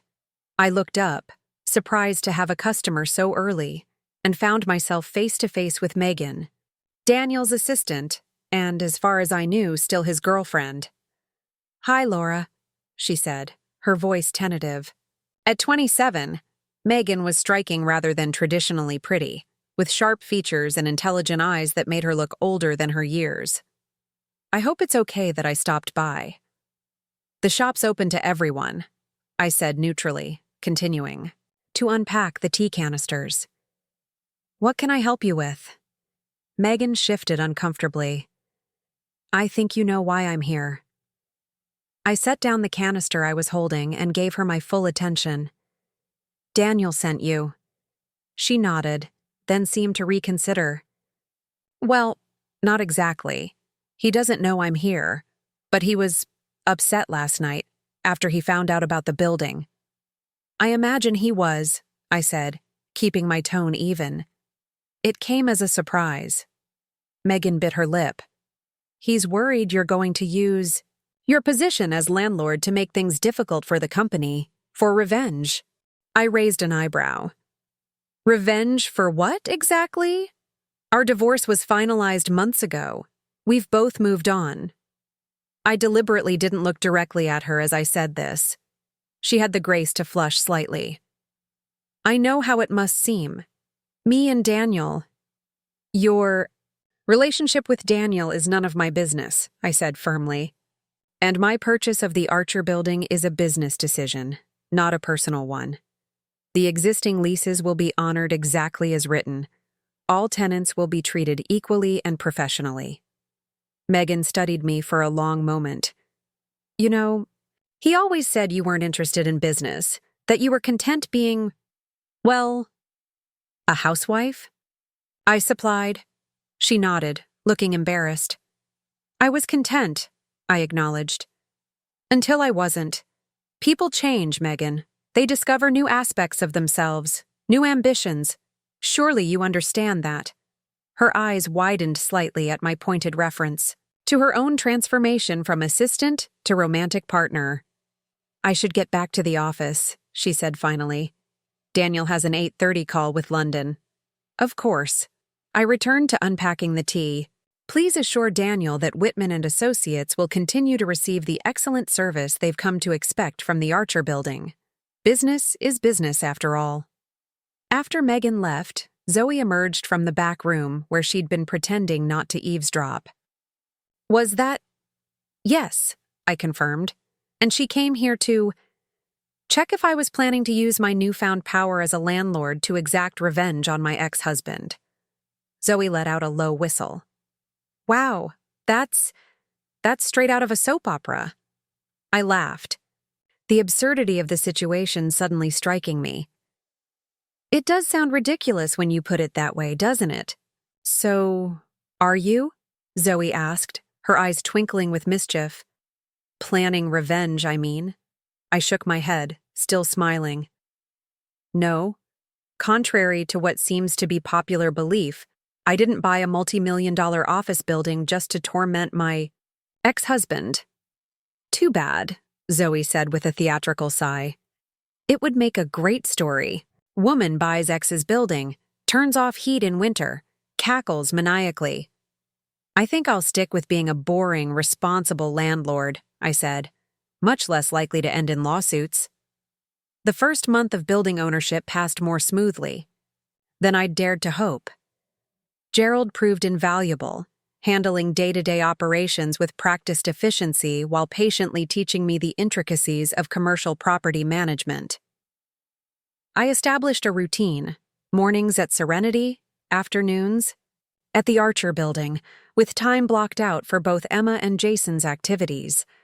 It was busy but fulfilling, watching both my businesses thrive under my care. The tenants of the Archer Building adjusted quickly to the ownership change. Most were professionals who cared only that the elevators worked, the heat and air conditioning functioned properly, and their spaces were well maintained. With Gerald continuing to oversee operations, the transition was virtually seamless for most occupants.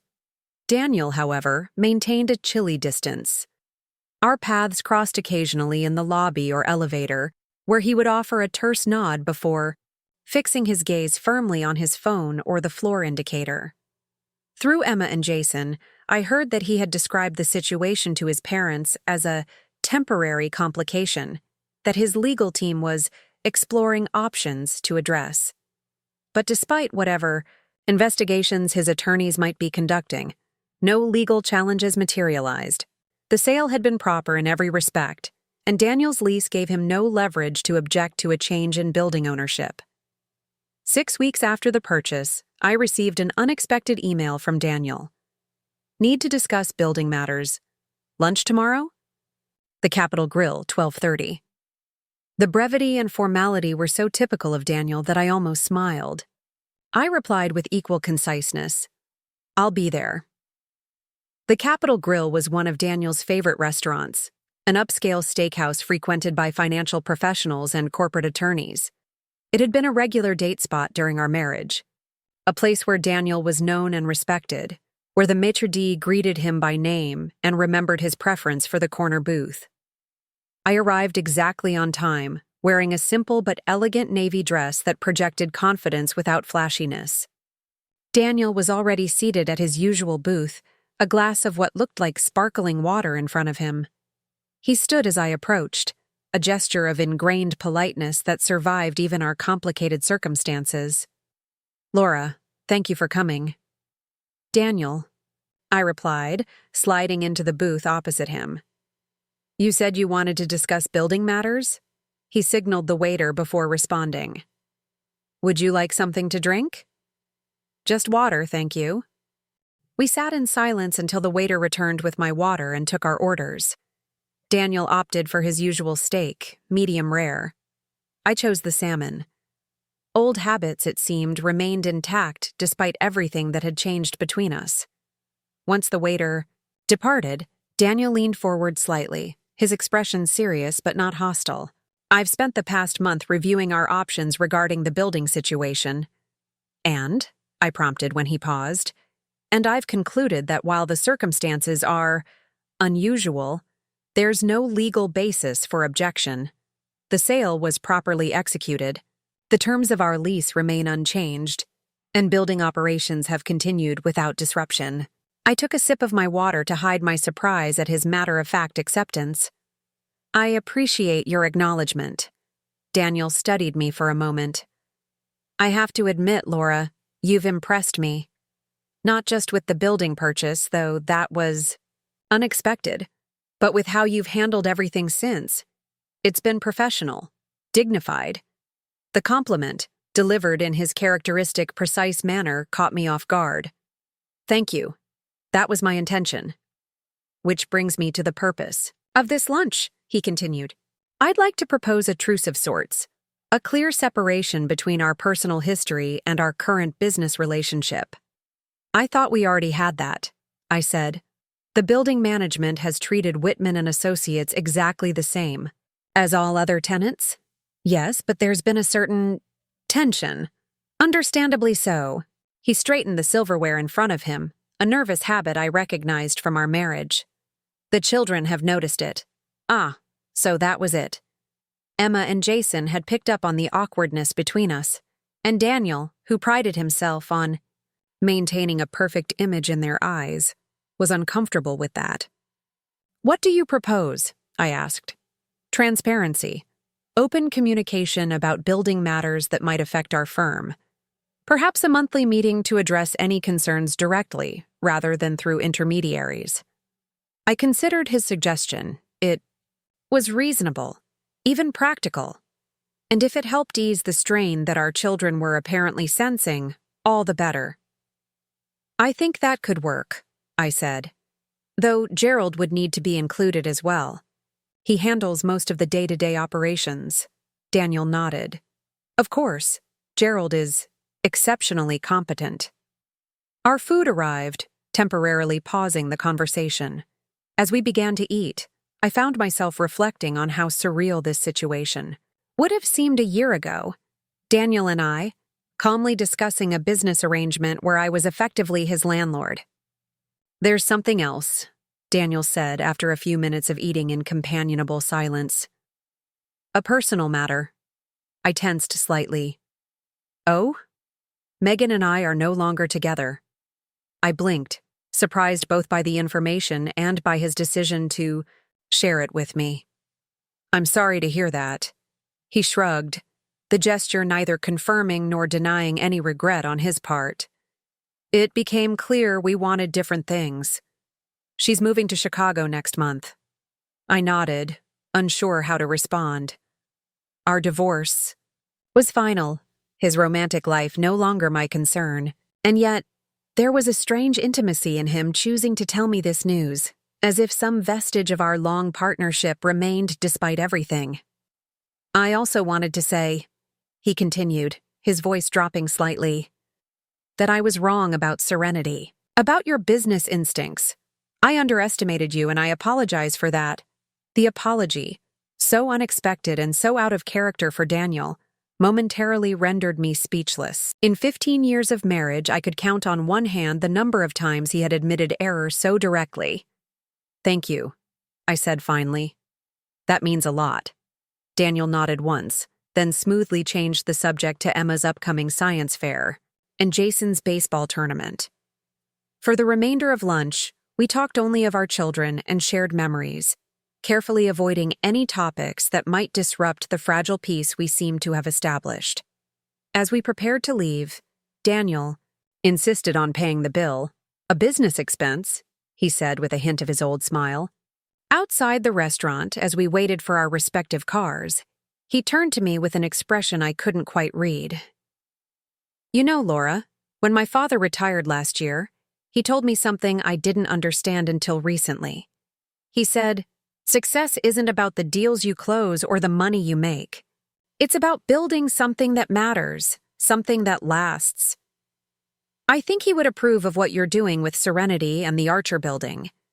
Coming from Daniel, whose relationship with his demanding father had always been complicated, this was high praise indeed. Thank you, I said simply. I hope so. My car arrived first. As I prepared to leave, Daniel touched my arm lightly. Same time next month? For our building meeting? I nodded. I'll put it on my calendar. As I drove away, I found myself smiling. Not because of any sense of victory or vindication, but because of something more profound. The realization that in finding my own path, I had somehow earned a respect from Daniel that had eluded me throughout our marriage. The tea shop he had laughed at had flourished. The building purchase he had thought impossible had succeeded. And somewhere along the way, the balance between us had shifted, not to give me power over him, but to place us on equal footing at last. It wasn't about revenge. It never had been. Not really. It was about proving something to myself, that I was capable of more than I'd been allowed to believe, that it wasn't too late to rewrite my story. As I parked outside Serenity, I paused to admire the elegant sign, with its script lettering, the sign my daughter had designed for the business my ex-husband had dismissed, in the life I had reclaimed as my own. It wasn't perfect. There would still be challenges ahead, complicated moments with Daniel, learning curves with the building, balancing acts between my various responsibilities. But for the first time in years, I felt completely confident in my ability to face whatever came next.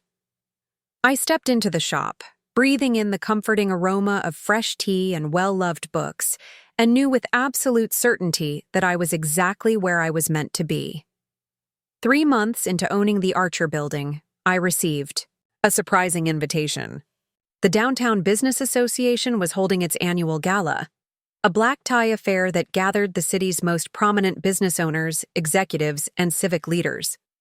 The invitation, embossed on heavy cream stationery, listed me as an honoree for the Rising Entrepreneur Award. I stared at it in disbelief, certain there must be some mistake. The DBA was an old-guard institution, traditionally dominated by men who had inherited their companies or climbed corporate ladders for decades. Women were still a minority among its ranks, and newcomers, especially those without traditional business pedigrees, were rarely celebrated. "Gerald," I said during our morning building walkthrough, "did you have something to do with this?" I waved the invitation at him. He looked genuinely surprised. "The DBA nomination? Not me. Though I'm not shocked they've noticed you. The Archer building acquisition made waves in local business circles. But I've only owned commercial property for 3 months," I protested. "Surely there are more established entrepreneurs deserving of recognition." Gerald stopped in front of the 5th-floor elevator bank, considering his words carefully. "If I may speak frankly, Ms. Reynolds?" "Always," I assured him. "The business community in this city operates very much like a private club. Membership has traditionally been limited. Your success challenges certain assumptions about who can participate and how." "You mean because I'm a woman who started as a tea shop owner rather than a finance professional?" He nodded. "That, and the fact that you've succeeded against rather public skepticism." His normally impassive expression betrayed a hint of satisfaction. "Some people find that quite refreshing." I tucked the invitation into my portfolio. "I'll think about it, though I have no idea what I'd wear to something like this." "If I might make a suggestion," Gerald said as we continued our inspection, "these events are opportunities, not just for networking, but for defining how others perceive you in this new role." His words stayed with me throughout the day. By evening, I'd made my decision. I would attend. Not because I craved recognition, but because absence might be interpreted as insecurity, as if I didn't truly belong in the business community I'd entered. That Saturday, Emma accompanied me on a rare shopping expedition to find an appropriate gala dress. My daughter, it turned out, had strong opinions about formal wear. "Mom, no," she said firmly, vetoing a conservative navy gown I'd selected. "That's what you'd have worn when you were married to Dad. It's boring." "I'm a businesswoman, not a celebrity," I protested. "I should look professional." Emma rolled her eyes. "You can be professional without being invisible. You're receiving an award, not blending into the wallpaper." After trying on what felt like dozens of options, we finally agreed on a deep emerald silk dress with a subtle but modern silhouette. It was elegant without being showy, distinctive without being flashy. "Now you look like someone who owns a building and doesn't care what her ex-husband thinks," Emma declared with satisfaction. The night of the gala arrived faster than I expected. I'd arranged for Emma and Jason to stay with Daniel, not mentioning to him where I was going. Our monthly building meetings had continued, cordial and professional, but we still kept our personal lives largely separate. The event was held at the Grand Meridian Hotel, its ballroom transformed with crystalline lighting and elaborate floral arrangements. As I handed my invitation to the doorman, I felt a flutter of nerves. This world, the world of high-powered, business connections and black-tie galas, had always been Daniel's territory, not mine. "Laura Reynolds," the doorman announced, checking his list. "Table 7 near the front. You're one of tonight's honorees." I nodded, smoothing my dress and stepping into the ballroom. The space was already filled with the city's elite, clusters of people engaged in animated conversation over champagne, flutes, and delicate hors d'oeuvres. "Laura," a familiar voice called. Eleanor Archer approached, resplendent in a silver gown that perfectly complemented her hair. "You look marvelous." "Eleanor," I greeted her with genuine pleasure. "I didn't expect to see you here. I'm practically emeritus at these functions," she said with a dismissive wave. "More importantly, I wouldn't miss seeing you receive your award. Well-deserved, by the way." "I still don't understand why they chose me," I admitted. "I'm hardly established in the business community." Eleanor's eyes twinkled. "Don't be so sure. You've made quite an impression in a short time." She glanced over my shoulder, her expression shifting subtly. "Ah, and here comes someone else who's noticed." I turned to find myself face to face with Robert Chen, founder of Meridian Investments and one of the most successful venture capitalists in the region. I'd seen his photo in the business section of the newspaper, but had never expected to meet him in person. "Ms. Reynolds," he said, extending his hand. "Robert Chen, I've been looking forward to meeting you." "Mr. Chen," I replied, hoping my surprise wasn't evident as I shook his hand. "It's an honor." "The honor is mine," he said smoothly. "Your acquisition of the Archer building was masterfully executed. Clean, discreet, and perfectly timed. The market has shifted upward 12% since your purchase." I blinked, startled that he knew such specific details about my transaction. "You follow commercial real estate closely." "I follow good business decisions closely," he corrected with a small smile. "Regardless of the industry, I understand you. Also run a tea shop?" "Serenity Tea and Books," I confirmed. It was my first venture. "Diversification," he nodded approvingly. "Retail and commercial real estate, very different cash flow models and risk profiles. Smart strategy." I almost laughed at his characterization of my career path as a carefully planned diversification strategy rather than what it had actually been. A sequence of passion, necessity, and unexpected opportunity. Sometimes the best strategies emerge organically, I said diplomatically. Robert's eyes lit with interest. "Precisely. Too many business leaders follow rigid playbooks instead of recognizing opportunities in unexpected places." He reached into his jacket and produced a business card. "I'd enjoy continuing this conversation sometime. My office or yours, though I admit I'm curious to see this tea shop that launched an empire." As he moved away to greet others, Eleanor gave me a knowing look. Robert doesn't waste time on social niceties unless he sees potential. That was more than small talk. Before I could process the implications of this, another familiar figure approached. Daniel, impeccable in a tuxedo with a flute of champagne in hand. "Laura," he said, surprise evident in his voice. "I didn't expect to see you here." "Likewise," I replied, equally surprised. "I thought you had the children tonight." "My mother picked them up. She's been wanting a weekend with them at the lake house." He glanced at my invitation card. "You're an honoree?" There was no mockery in his tone, just genuine curiosity mingled with something that might have been respect. "Rising Entrepreneur Award," I confirmed. Daniel nodded slowly. "Congratulations, that's significant. The DBA doesn't give those out lightly." "Thank you," I said, strangely touched by his sincere acknowledgement.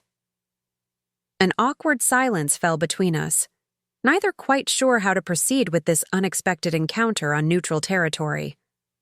"Your dress," he finally said. "It's nice, different, from your usual style." "Emma helped me choose it," I explained with a small smile.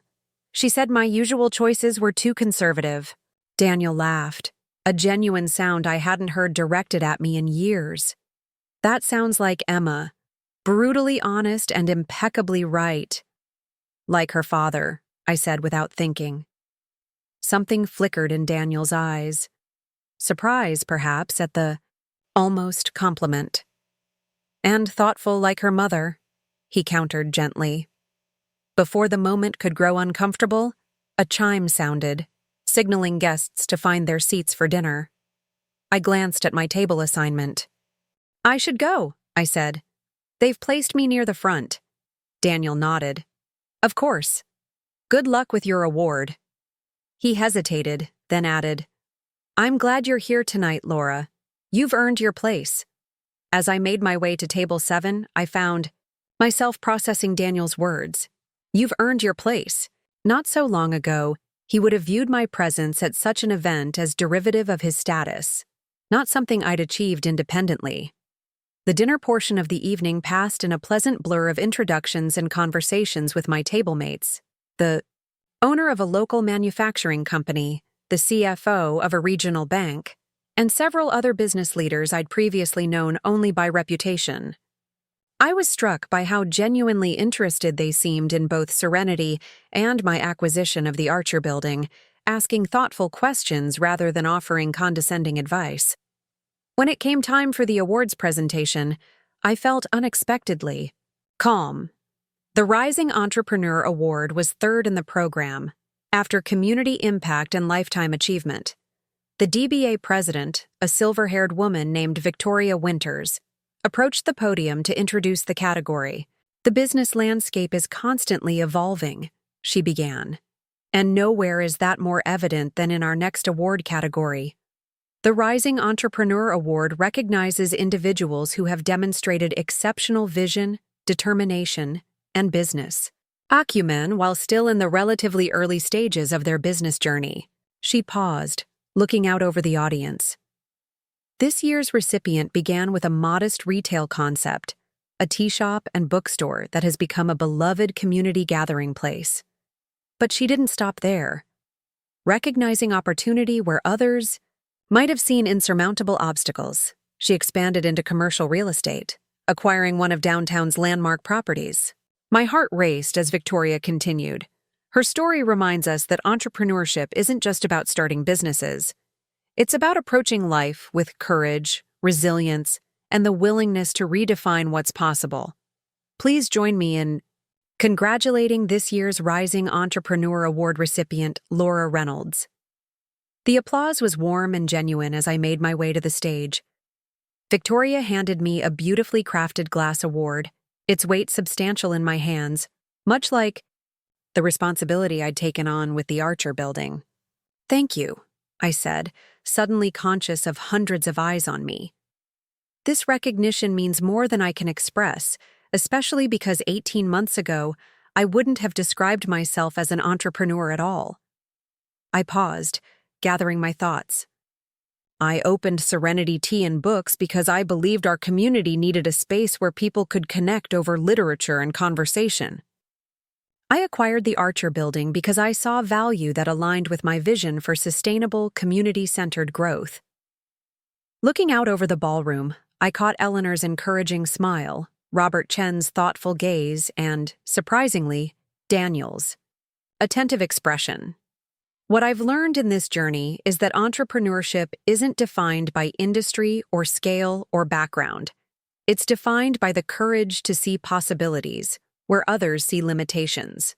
To trust your instincts, even when conventional wisdom suggests otherwise, and to recognize that success isn't just measured in profit margins, but in the impact we have on the communities we serve. I lifted the award slightly. Thank you for this honor. I accept it not just for myself, but for everyone who has supported, My vision, my children, my staff at Serenity, the exceptional team at the Archer Building, and my mentors who saw potential in me before I fully saw it in myself. The applause as I left the stage felt like affirmation, not just of my business achievements, but of the personal transformation that had made them possible. The remainder of the evening passed in a whirl of congratulations and business card exchanges. By the time I retrieved my wrap from coat check, it was nearly midnight, and my feet were protesting the unfamiliar height of my evening shoes. Outside, the hotel's valet was managing a line of departing guests. As I handed over my ticket, a familiar voice spoke behind me. "Need a ride home?" I turned to find Daniel, his bow tie now slightly loosened, looking more relaxed than he had during the formal portion of the evening. "I have my car," I said, gesturing to the valet ticket. He nodded. "Of course, I just thought—" He seemed uncharacteristically uncertain. "Your speech was excellent, genuine without being sentimental, impressive." "Thank you," I said, surprised by the specificity of his compliment. "I saw you talking with Robert Chen," Daniel continued. "He doesn't waste time on people unless he sees strategic value." I smiled slightly. That's almost exactly what Eleanor said. Eleanor's right. Daniel hesitated, then added, "If he made any overtures about investment opportunities, you might want to consider them carefully. Chen has an almost supernatural instinct for growth potential." I studied Daniel's expression, trying to understand his motivation. Was this professional courtesy, an attempt to reassert his expertise, or simply a genuine effort to be helpful? "I'll keep that in mind," I said neutrally. The valet pulled up with my car, saving us from further conversation. As I prepared to leave, Daniel cleared his throat. "Laura, I'm proud of you. That probably sounds patronizing, but I mean it sincerely. What you've accomplished? It's remarkable." The words caught me off guard, stirring complicated emotions I hadn't expected to feel. "Thank you, Daniel. That means something, coming from you." His smile was tinged with what might have been regret. "Good night, Laura. Congratulations again." As I drove home through the quiet streets, I found myself reflecting on how dramatically my life had changed in less than 2 years. From a wife who deferred to her husband's financial judgment to an award-winning entrepreneur. From someone who worried about overdrawn checking accounts to the owner of a commercial building worth millions. From a woman who swallowed her ambitions to someone recognized for her business acumen by the city's elite. But the external changes, impressive as they might appear on paper, weren't what mattered most. The true transformation had been internal. The discovery of my own capabilities, the confidence to trust my instincts, the courage to define success on my terms. When I arrived home, I kicked off my uncomfortable shoes and made myself a cup of tea, Salon Sunrise, the blend that had started my connection with Eleanor. Sitting at my kitchen island, a ward placed carefully on the counter, I opened my laptop and began typing notes for a new business idea that had been percolating in my mind for weeks. The success of Serenity and the acquisition of the Archer Building had taught me that physical spaces could be transformative when thoughtfully conceived. What if I could create something that combined elements of both? The warmth and community focus of Serenity with the economic engine of commercial real estate. I envisioned a mixed-use development, perhaps in the underutilized warehouse district, at the edge of downtown. Ground-floor retail with a focus on local artisans and entrepreneurs. Office spaces specifically designed for creative professionals and startups. Maybe even residential units above, creating a true live work community. It would be ambitious, requiring significantly more capital than my previous ventures. But after tonight, after seeing how the business community had embraced my unconventional path, the idea didn't seem quite so far-fetched. I closed my laptop, smiling at the realization that just a year ago, I would have immediately dismissed such a vision as beyond my capabilities. Now it felt like a natural next step. Challenging but possible, Exactly the kind of possibility that defined entrepreneurship. My phone chimed with a text message. It was Emma. How was the fancy business party? Did you dazzle them with your building-owning awesomeness? I texted back. Won an award. Met interesting people. Your dress choice was perfect. Tell you all about it tomorrow. Her response came immediately. OMG, an award? I told you so. Jason says congrats too. We want details and photos at breakfast. Setting down. My phone, I picked up the award, running my fingers over the engraved words. Laura Reynolds, rising entrepreneur. The glass caught the kitchen light, refracting it into rainbow patterns on my countertop. Daniel's words from earlier echoed in my mind. You've earned your place. Yes, I had. Not through inheritance or marriage or connections, but through vision, determination, and the courage to begin again. Whatever came next, whether it was expanding Serenity, developing the warehouse district concept, or something I couldn't yet imagine, I would face it not as Daniel Reynolds' ex-wife, but as Laura Reynolds, entrepreneur, and that, more than any building or award, was the true measure of my success. The warehouse district project consumed my thoughts in the weeks following the gala. What had started as a late-night idea quickly evolved into a concrete vision, complete with preliminary sketches I'd drawn during quiet moments at Serenity. I found myself driving through the district on my way home, studying the neglected buildings, with fresh eyes, imagining what they could become with the right investment and vision. 2 months after the gala, I finally decided to take action. I contacted a commercial real estate broker who specialized in the area and arranged to tour several available properties. Mom, can I come? Emma asked when I mentioned the tour over dinner.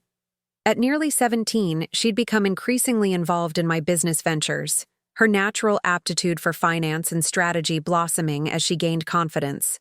Of course, I said, pleased by her interest. Saturday morning, 9 a.m. Wear comfortable shoes. We'll be walking through some rough spaces. Jason, now 14, looked up from his pasta. Can I come too? I hesitated, surprised. Jason had always been more interested in sports and science than business matters. You want to look at old warehouses? Emma asked, clearly skeptical. Jason shrugged, trying to appear nonchalant, though I could see genuine interest in his eyes. Dad's always talking about real estate development at dinner. Says it's where the real money is. I want to see what the big deal is. I felt a small twinge at the mention of Daniel discussing business with our children during his weekends with them.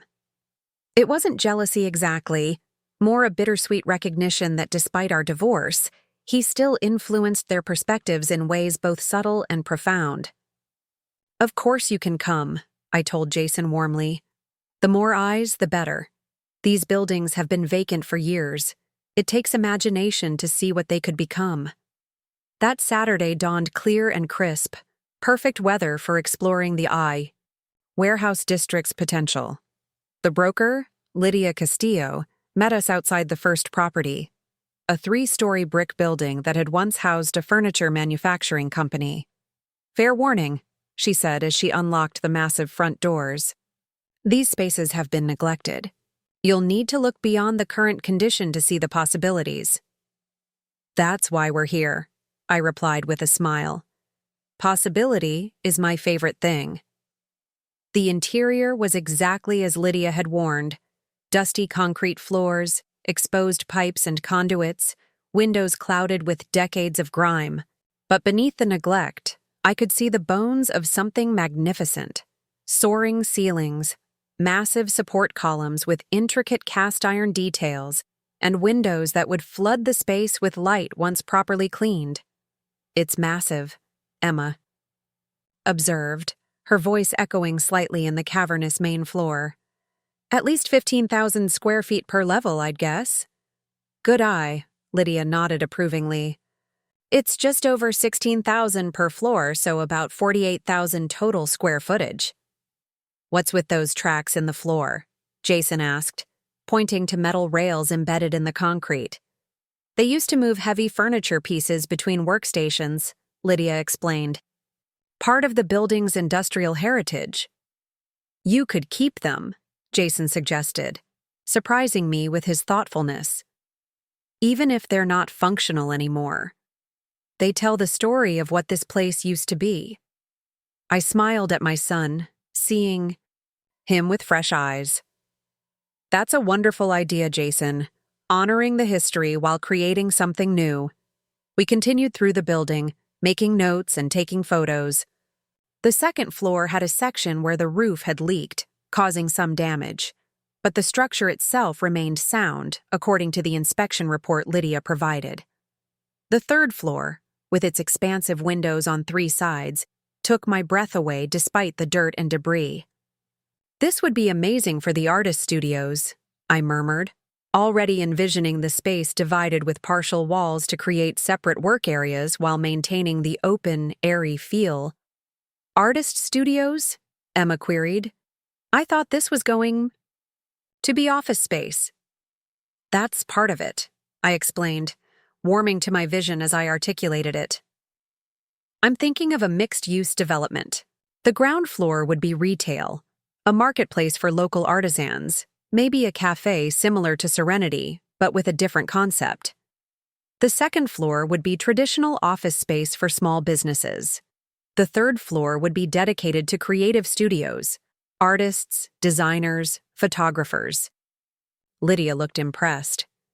That's a comprehensive vision. Most investors I show these buildings to just want to gut them and create generic loft apartments. Mom doesn't do generic, Jason said with unexpected pride in his voice.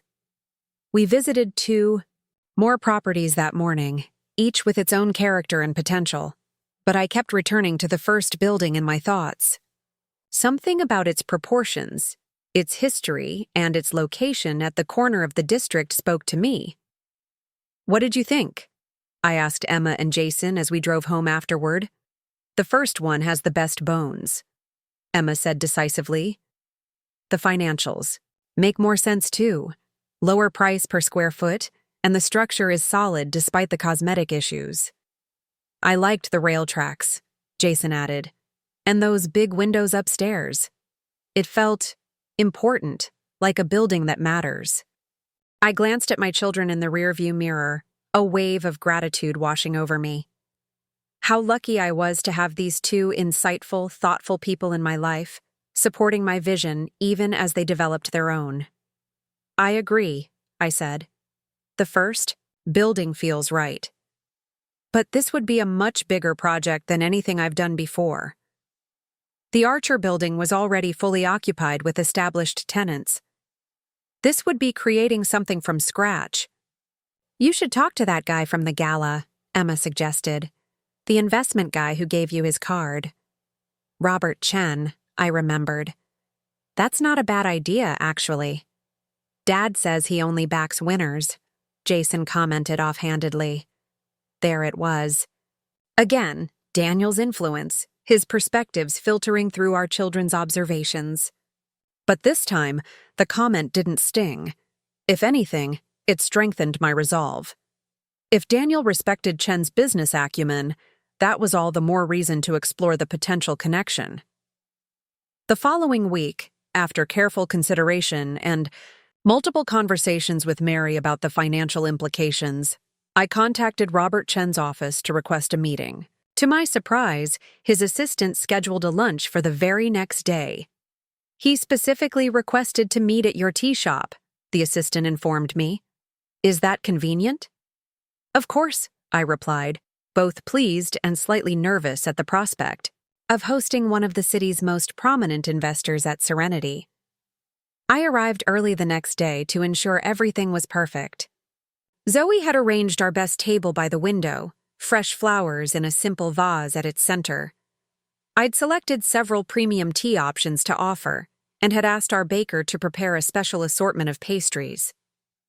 Robert arrived precisely on time, dressed more casually than he had been at the gala, but still exuding an aura of quiet authority. Ms. Reynolds, he greeted me, extending his hand. Thank you for indulging my request to meet here. I've been curious about this place since our conversation. Please call me Laura, I replied, shaking his hand. And I'm flattered by your interest in serenity. He glanced around, taking in the warm wood tones, the carefully arranged bookshelves. The customers settled comfortably with their books and tea. You've created something special here. There's an authenticity to it that can't be manufactured. Thank you, I said, genuinely touched by his observation. That means a great deal. Once we were settled with tea, he chose an oolong after carefully considering his options, and I had provided a brief history of serenity. Robert steered the conversation toward the purpose of our meeting. My assistant mentioned you're exploring a new venture, he said, his expression revealing nothing of his thoughts. I took a deep breath and outlined my vision for the warehouse district project, describing the building, the mixed-use concept, and the community-focused elements I hoped to incorporate. As I spoke, Robert listened intently, occasionally asking incisive questions about market demand, revenue projections, and operational logistics. What you're describing isn't just a real estate development, he observed when I finished. It's a community ecosystem. I nodded, relieved that he understood. Exactly. I want to create spaces where different types of businesses and creative endeavors can coexist and strengthen each other. The retail marketplace drives foot traffic for the cafe. The cafe provides a gathering spot for the office tenants. The artists bring creative energy that benefits everyone. And you've done the preliminary financial analysis? Yes, I confirmed, sliding a folder across the table. These are the initial projections, including acquisition costs, renovation estimates, and revenue forecasts based on comparable properties in similar areas of other cities. Robert opened the folder and scanned the numbers, his expression unreadable. After several moments, he looked up. You've been thorough, he said. But I'm curious about something. Why this project? Why now? The Archer Building is a stable investment, with predictable returns. This, he tapped the folder, is considerably more risky. It was a fair question, one I'd asked myself repeatedly over the past weeks. The answer, when it came, was simpler than I'd expected. Because it's not enough to own something that already exists, I said slowly. I want to create something that wouldn't exist without my vision. The Archer Building taught me that I could manage and maintain a significant property. Now I want to build something from the ground up, something that reflects my values and serves the community in a meaningful way. Robert studied me for a long moment, then nodded as if I'd passed some unspoken test. I'd like to walk through the building myself before making any decisions. Are you available tomorrow morning? Absolutely, I agreed, trying to contain my excitement. I can arrange access with the broker. Good, and bring your children if they're available. I was impressed by what you shared about their insights. I blinked in surprise. You want to meet my children? Robert sipped his tea, a slight smile playing at his lips. Laura, I don't just invest in properties or even businesses. I invest in people, in their vision, their character, their support systems. Your children are clearly part of your process, and that intrigues me. After Robert left, promising to be in touch after our site visit the next day, I sat at the table for a long time, processing what had just transpired. The meeting had gone better than I'd dared hope, with Robert showing genuine interest not just in the financial aspects of the project but in the underlying philosophy. I was still sitting there when my phone buzzed with a message from Daniel. Need to reschedule our building meeting. Major client situation. Tomorrow okay? I hesitated, thinking about the site visit with Robert. The building meeting with Daniel wasn't urgent, mostly a formality at this point, as operations at the Archer Building continued to run smoothly, but I was reluctant to postpone it without good reason. Can't do tomorrow morning, I texted back, showing a property to a potential investor. His response came quickly. New project? Anything interesting? I smiled at the screen, recognizing the thinly veiled curiosity in his question. Warehouse district redevelopment, mixed-use concept. There was a longer pause before his next message. Chen? Yes, I replied simply. Another pause, then, he doesn't waste time on marginal projects. Must be impressed with your concept. I debated how to respond, deciding finally on honesty. Meeting him at the building tomorrow, taking Emma and Jason if they're interested. The typing indicator appeared and disappeared several times before his message finally came through. They'll learn more in an hour with Chen than a semester in business school. Good experience for them. I felt a surprising warmth at his acknowledgement. Whatever our personal history, Daniel had always valued education and professional development. His recognition that this was a valuable opportunity for our children meant something. Thanks, I texted. Friday for the building meeting? Friday works. Good luck tomorrow. The site visit with Robert the next day exceeded all expectations. Emma was able to join us, though Jason had a science test he couldn't miss. Robert was thorough in his inspection, asking detailed questions about the building's structure, the neighborhood demographics, and my specific plans for each area. The retail marketplace on the ground floor, he mused as we stood in the cavernous main space. How would you curate the vendors? Quality and diversity would be the key criteria, I explained. Local artisans, small batch food producers, vintage, dealers, independent designers. Each would have a dedicated space, but the layout would encourage exploration and discovery. Like browsing a really cool Instagram feed but in real life, Emma added with the perfect Gen Z perspective. Robert laughed, the first time I'd heard him do so. Exactly.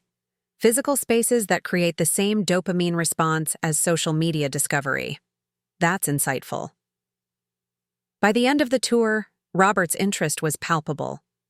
As we stood outside the building, he turned to me with a decisiveness that took me by surprise. I'd like to move forward, he said. Meridian Investments will provide 60% of the required capital in exchange for a 40% equity stake in the project. You maintain majority ownership and full creative control. We'll provide advisory support but won't interfere with your vision unless there are significant deviations from the financial projections. I stood speechless, the offer exceeding my most optimistic hopes. Not only was he willing to invest, but he was offering terms that preserved my autonomy and vision. That's incredibly generous, I managed finally. It's not generosity, it's good business, Robert corrected, though his expression was kind. You've proven your capability with Serenity and the Archer Building. This project has strong fundamentals and addresses an underserved market. The risk is calculated and acceptable. Emma, who had remained quiet during this exchange, suddenly spoke up. What about the timeline? The projections Mom showed you had a 3-year development cycle, but construction costs are rising faster than inflation right now. Robert turned to her with newfound respect. An excellent point. We should build in a contingency buffer for materials cost increases. He glanced at me. Your daughter has good instincts. She'd make an excellent summer intern at Meridian if... She's interested. Emma's eyes widened. Really? That would be amazing! We can discuss details once the school year ends, Robert said, then returned his attention to me. I'll have my team draft the investment agreement. We should be able to close within 30 days, assuming the property inspection and title search come back clean. As we shook hands to seal our verbal agreement, I felt a profound sense of accomplishment, not just for securing the investment, but for having done so entirely on my own merits, with terms that respected my vision and capabilities. That evening, I called a family meeting to share the news with both Emma and Jason. Their excitement was gratifying, with Emma already envisioning her summer internship and Jason asking thoughtful questions about the construction process. So when do we tell Dad? Jason asked, the question catching me off guard. I haven't thought about it, I admitted. It's not a secret, but I haven't considered when or how to share the news. He'll find out eventually, Emma pointed out. Especially if Robert Chen is involved. Business people talk. You're right, I acknowledged. I'll mention it at our meeting on Friday. But as it happened, Daniel heard about it before then. The following afternoon, as I was reviewing the day's receipts at Serenity, he appeared at the counter, looking both impressed and slightly discomfited. Chen's backing your warehouse project, he said without preamble. It's all over the business community already. I looked up, surprised by his sudden appearance. News travels fast. Robert doesn't usually announce investments at this stage, Daniel continued, taking a seat at the counter. The fact that he did suggests he's particularly confident in this. 1. I set aside the receipts, giving him my full attention. Would you like some tea? He nodded, and I prepared a cup of his preferred black tea, a ritual that felt strangely intimate despite the business nature of our conversation. The children told me you took them to the site visit, he said as I placed the cup before him. Emma couldn't stop talking about the internship opportunity. She has a natural talent for business, I said. Something she clearly inherited from you. Daniel's expression softened slightly at the acknowledgement. And Jason mentioned something about preserving rail tracks in the floor? That was an insightful observation for a 14-year-old. He's more perceptive than we sometimes give him credit for, I agreed. He notices details others miss.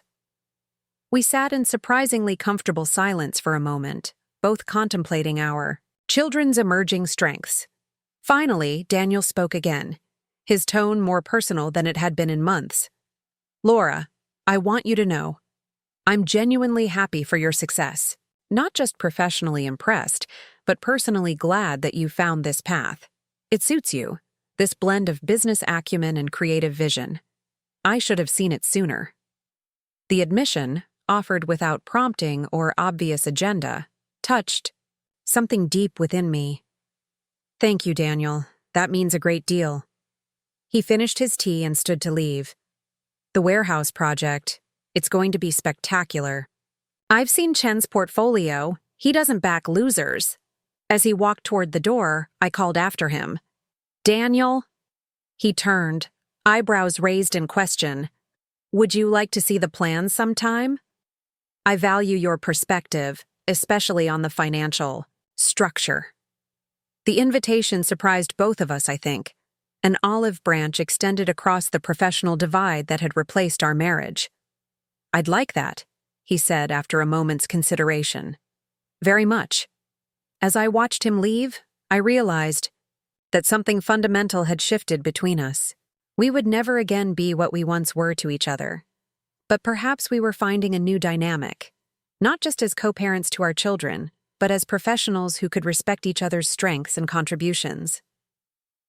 The warehouse project would be my most ambitious undertaking yet, a true creation rather than an acquisition. But as I turned back to my tea shop, the business that had started it all, I felt a profound sense of readiness for whatever challenges lay ahead. From a dismissed dream to a thriving reality, from a doubted entrepreneur to a respected developer, the journey had transformed not just my professional prospects, but my understanding of my own capabilities. And that, more than any building I might own or create, was the true measure of success. 18 months after securing Robert Chen's investment, I stood in the center of what was now called the Exchange, my warehouse district dream transformed into reality. The grand opening was scheduled for tomorrow, but tonight was a private preview for investors, family, and key community members. The transformation was breathtaking. The century-old brick exterior had been meticulously restored, its industrial character preserved while discreetly incorporating modern elements. Inside, the first-floor marketplace buzzed with activity as local vendors put finishing touches on their spaces. A chocolatier arranging handcrafted truffles, a bookbinder displaying leather-bound journals, a ceramicist adjusting the lighting on her delicate porcelain pieces. Jason's rail tracks remained, embedded in the polished concrete floors, now serving as subtle wayfinding elements that guided visitors through the space. Emma's suggestion of using the building's original freight elevator as a central design feature had been implemented beautifully, with the restored mechanism visible behind glass, illuminated like an industrial sculpture. "Mom, the caterers need your approval on the final layout," Emma called, approaching with a tablet in hand. At 18, she carried herself with remarkable poise, her summer internship at Meridian Investments having matured her in subtle ways. She now spoke the language of business with natural fluency, moving confidently between creative and financial considerations. I reviewed the catering diagram, making a small adjustment to improve traffic flow. "Perfect. And the acoustics in the event space? Did they resolve that echo issue?" "Jason's on it," Emma replied. "He and the sound engineer found a solution that preserves the industrial aesthetic while dampening the reverberation." I smiled, pride warming my chest. Jason, now 15, had discovered an unexpected passion for the technical aspects of the project. What had begun as casual interest had evolved into genuine involvement, with him spending weekends learning about architectural acoustics, lighting design, and structural engineering from the professionals on our team. As if summoned by our conversation, Jason appeared, looking grown up in the button-down shirt he'd insisted on wearing for the event. "Acoustic panels are installed," he reported. "You can barely see them, but the difference is huge. Want to hear?" He guided us to the third-floor event space, where the problem had been most pronounced. The room was transformed. String lights crisscrossed the ceiling, illuminating the original wooden trusses, while carefully placed plants softened the industrial edges. "Say something," Jason urged. "The exchange," I said, my voice clear and present, without the hollow echo that had plagued the space before. "It works," Jason grinned. "The panels are made from recycled materials too, felt created from plastic bottles, sustainable and functional." "You've done an amazing job," I told him, squeezing his shoulder gently. "Both of you have. I couldn't have done this without your help." "Speaking of help," Emma said, checking her phone, "Robert just texted. He's bringing some additional guests, potential tenants for the last 2 office spaces." "I should head down," I replied. "Can you make sure the demonstration stations in the artist studios are ready? The printmaker was having trouble with her press earlier." As I descended the restored staircase, its original steel treads complemented by modern glass railings, I marveled at how naturally we had fallen into our roles, not just as family, but as a team with complementary strengths. In the main entrance, I found Robert engaged in conversation with a small group, including, to my surprise, Daniel. Our professional relationship had evolved gradually over the past year, with him occasionally offering insights on the project's financial structuring when asked. But I hadn't expected him at tonight's preview. "Laura," Robert greeted me warmly. "Congratulations. The space exceeds even my expectations." "Thank you," I replied, genuinely appreciative of his support throughout the process. "We couldn't have done it without your backing." "My financial backing, perhaps?" he acknowledged. "But the vision was entirely yours." He gestured to the others in his group. "You know Daniel, of course, and these are the Winstons who run a legal tech startup looking for new office space." I welcomed the potential tenants, answering their questions about the building's amenities and community focus. After arranging for Emma to give them a detailed tour, I found myself momentarily alone with Daniel. "This is remarkable, Laura," he said, his gaze taking in the soaring space with genuine admiration. "Truly visionary." "Thank you," I said simply. "It's been quite a journey," Daniel nodded, understanding the layers in my statement. "The children are thriving, you know. Emma talks about business models over breakfast now. Jason spent 3 hours explaining acoustic engineering to me last weekend."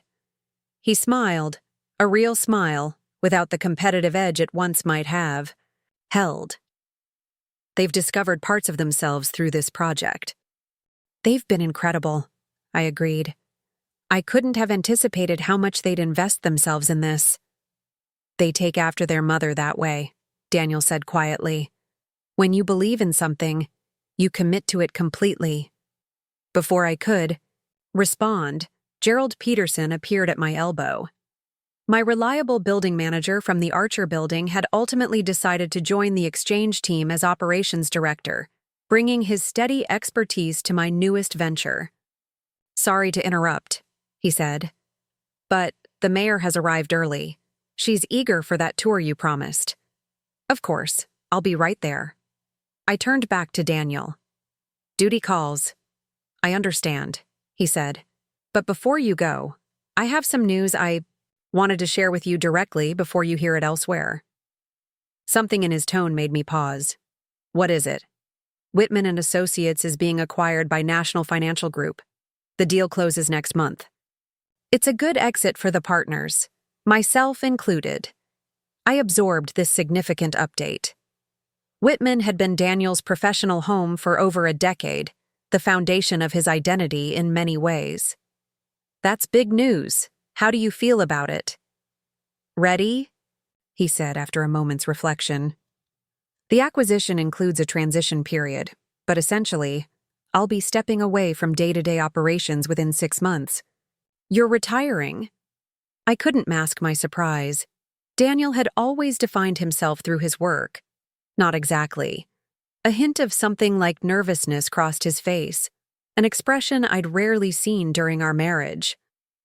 "I'm starting something new, a boutique investment advisory focused on community development projects, supporting local entrepreneurs who want to revitalize neglected neighborhoods while maintaining their character and accessibility." The parallels to the exchange were unmistakable. "That sounds meaningful. Your project here, seeing what's possible when financial expertise meets genuine community understanding. It's been eye-opening," he admitted. "There's more satisfaction in this kind of development than in traditional wealth management." I studied him, recognizing the authenticity in his words. "You'll be very good at it, Daniel. You always understood the financial mechanics." Adding, "The community dimension will make your work more impactful." "I hope so," he said, then hesitated before adding, "Actually, I'd value your perspective as I develop the business model.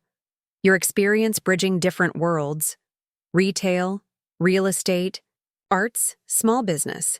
It's exactly the holistic approach I want to cultivate." The request, Daniel explicitly seeking my business advice, would have been unimaginable 2 years ago. The symmetry wasn't lost on me. "I'd be happy to share my insights," I said, "though I suspect you're already on the right track." Gerald appeared, again, more insistent this time. "Ms. Reynolds, the mayor—" "Go," Daniel said with an understanding smile. "Your public awaits." The remainder of the evening passed in a blur of introductions, tours, and meaningful conversations with community, members excited about the exchange's potential impact. By the time the last guest departed, it was nearly midnight, and I found myself alone in the now quiet marketplace, absorbing the culmination of 18 months of intensive work. Emma and Jason had gone home with Daniel, who had offered to take them for ice cream to celebrate their contributions to the project. I'd watched them leave together, a family still despite the reconfigured relationships, and felt a deep contentment that transcended our past complications. "Quite a night," a voice observed, and I turned to find Gerald leaning against one of the central columns. "Indeed," I agreed. "Everything we hoped for." "More," he corrected. "When you first mentioned converting a derelict warehouse into this kind of mixed-use community hub, I thought it was ambitious. Now I see it was inevitable, given your determination."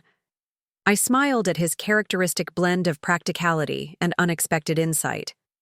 "Nothing's inevitable, Gerald, but some things are worth fighting for, even when others don't see the potential."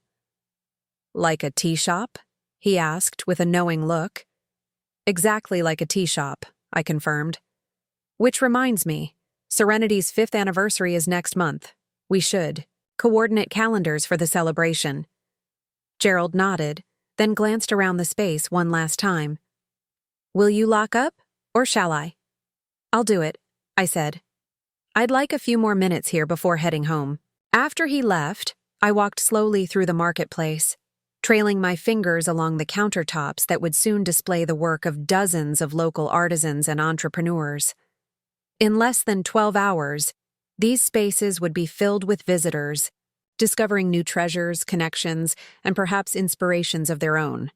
The journey from that first painful conversation in my kitchen, Daniel's dismissive laughter still echoed in memory, to this moment had been transformative in ways I could never have predicted. What had begun as a defiant assertion of capability had evolved into a genuine calling, one that combined business acumen with community service in a way that felt deeply authentic. My phone chimed with a text from Emma. "Dad says to remind you about brunch tomorrow before the opening. 10 a.m. at Westridge Cafe. Jason and I insist you don't arrive looking like you never slept." I smiled at her mix of organizational efficiency and daughterly concern, so characteristic of her evolving personality. Then I noticed a second message, this one from Robert Chen.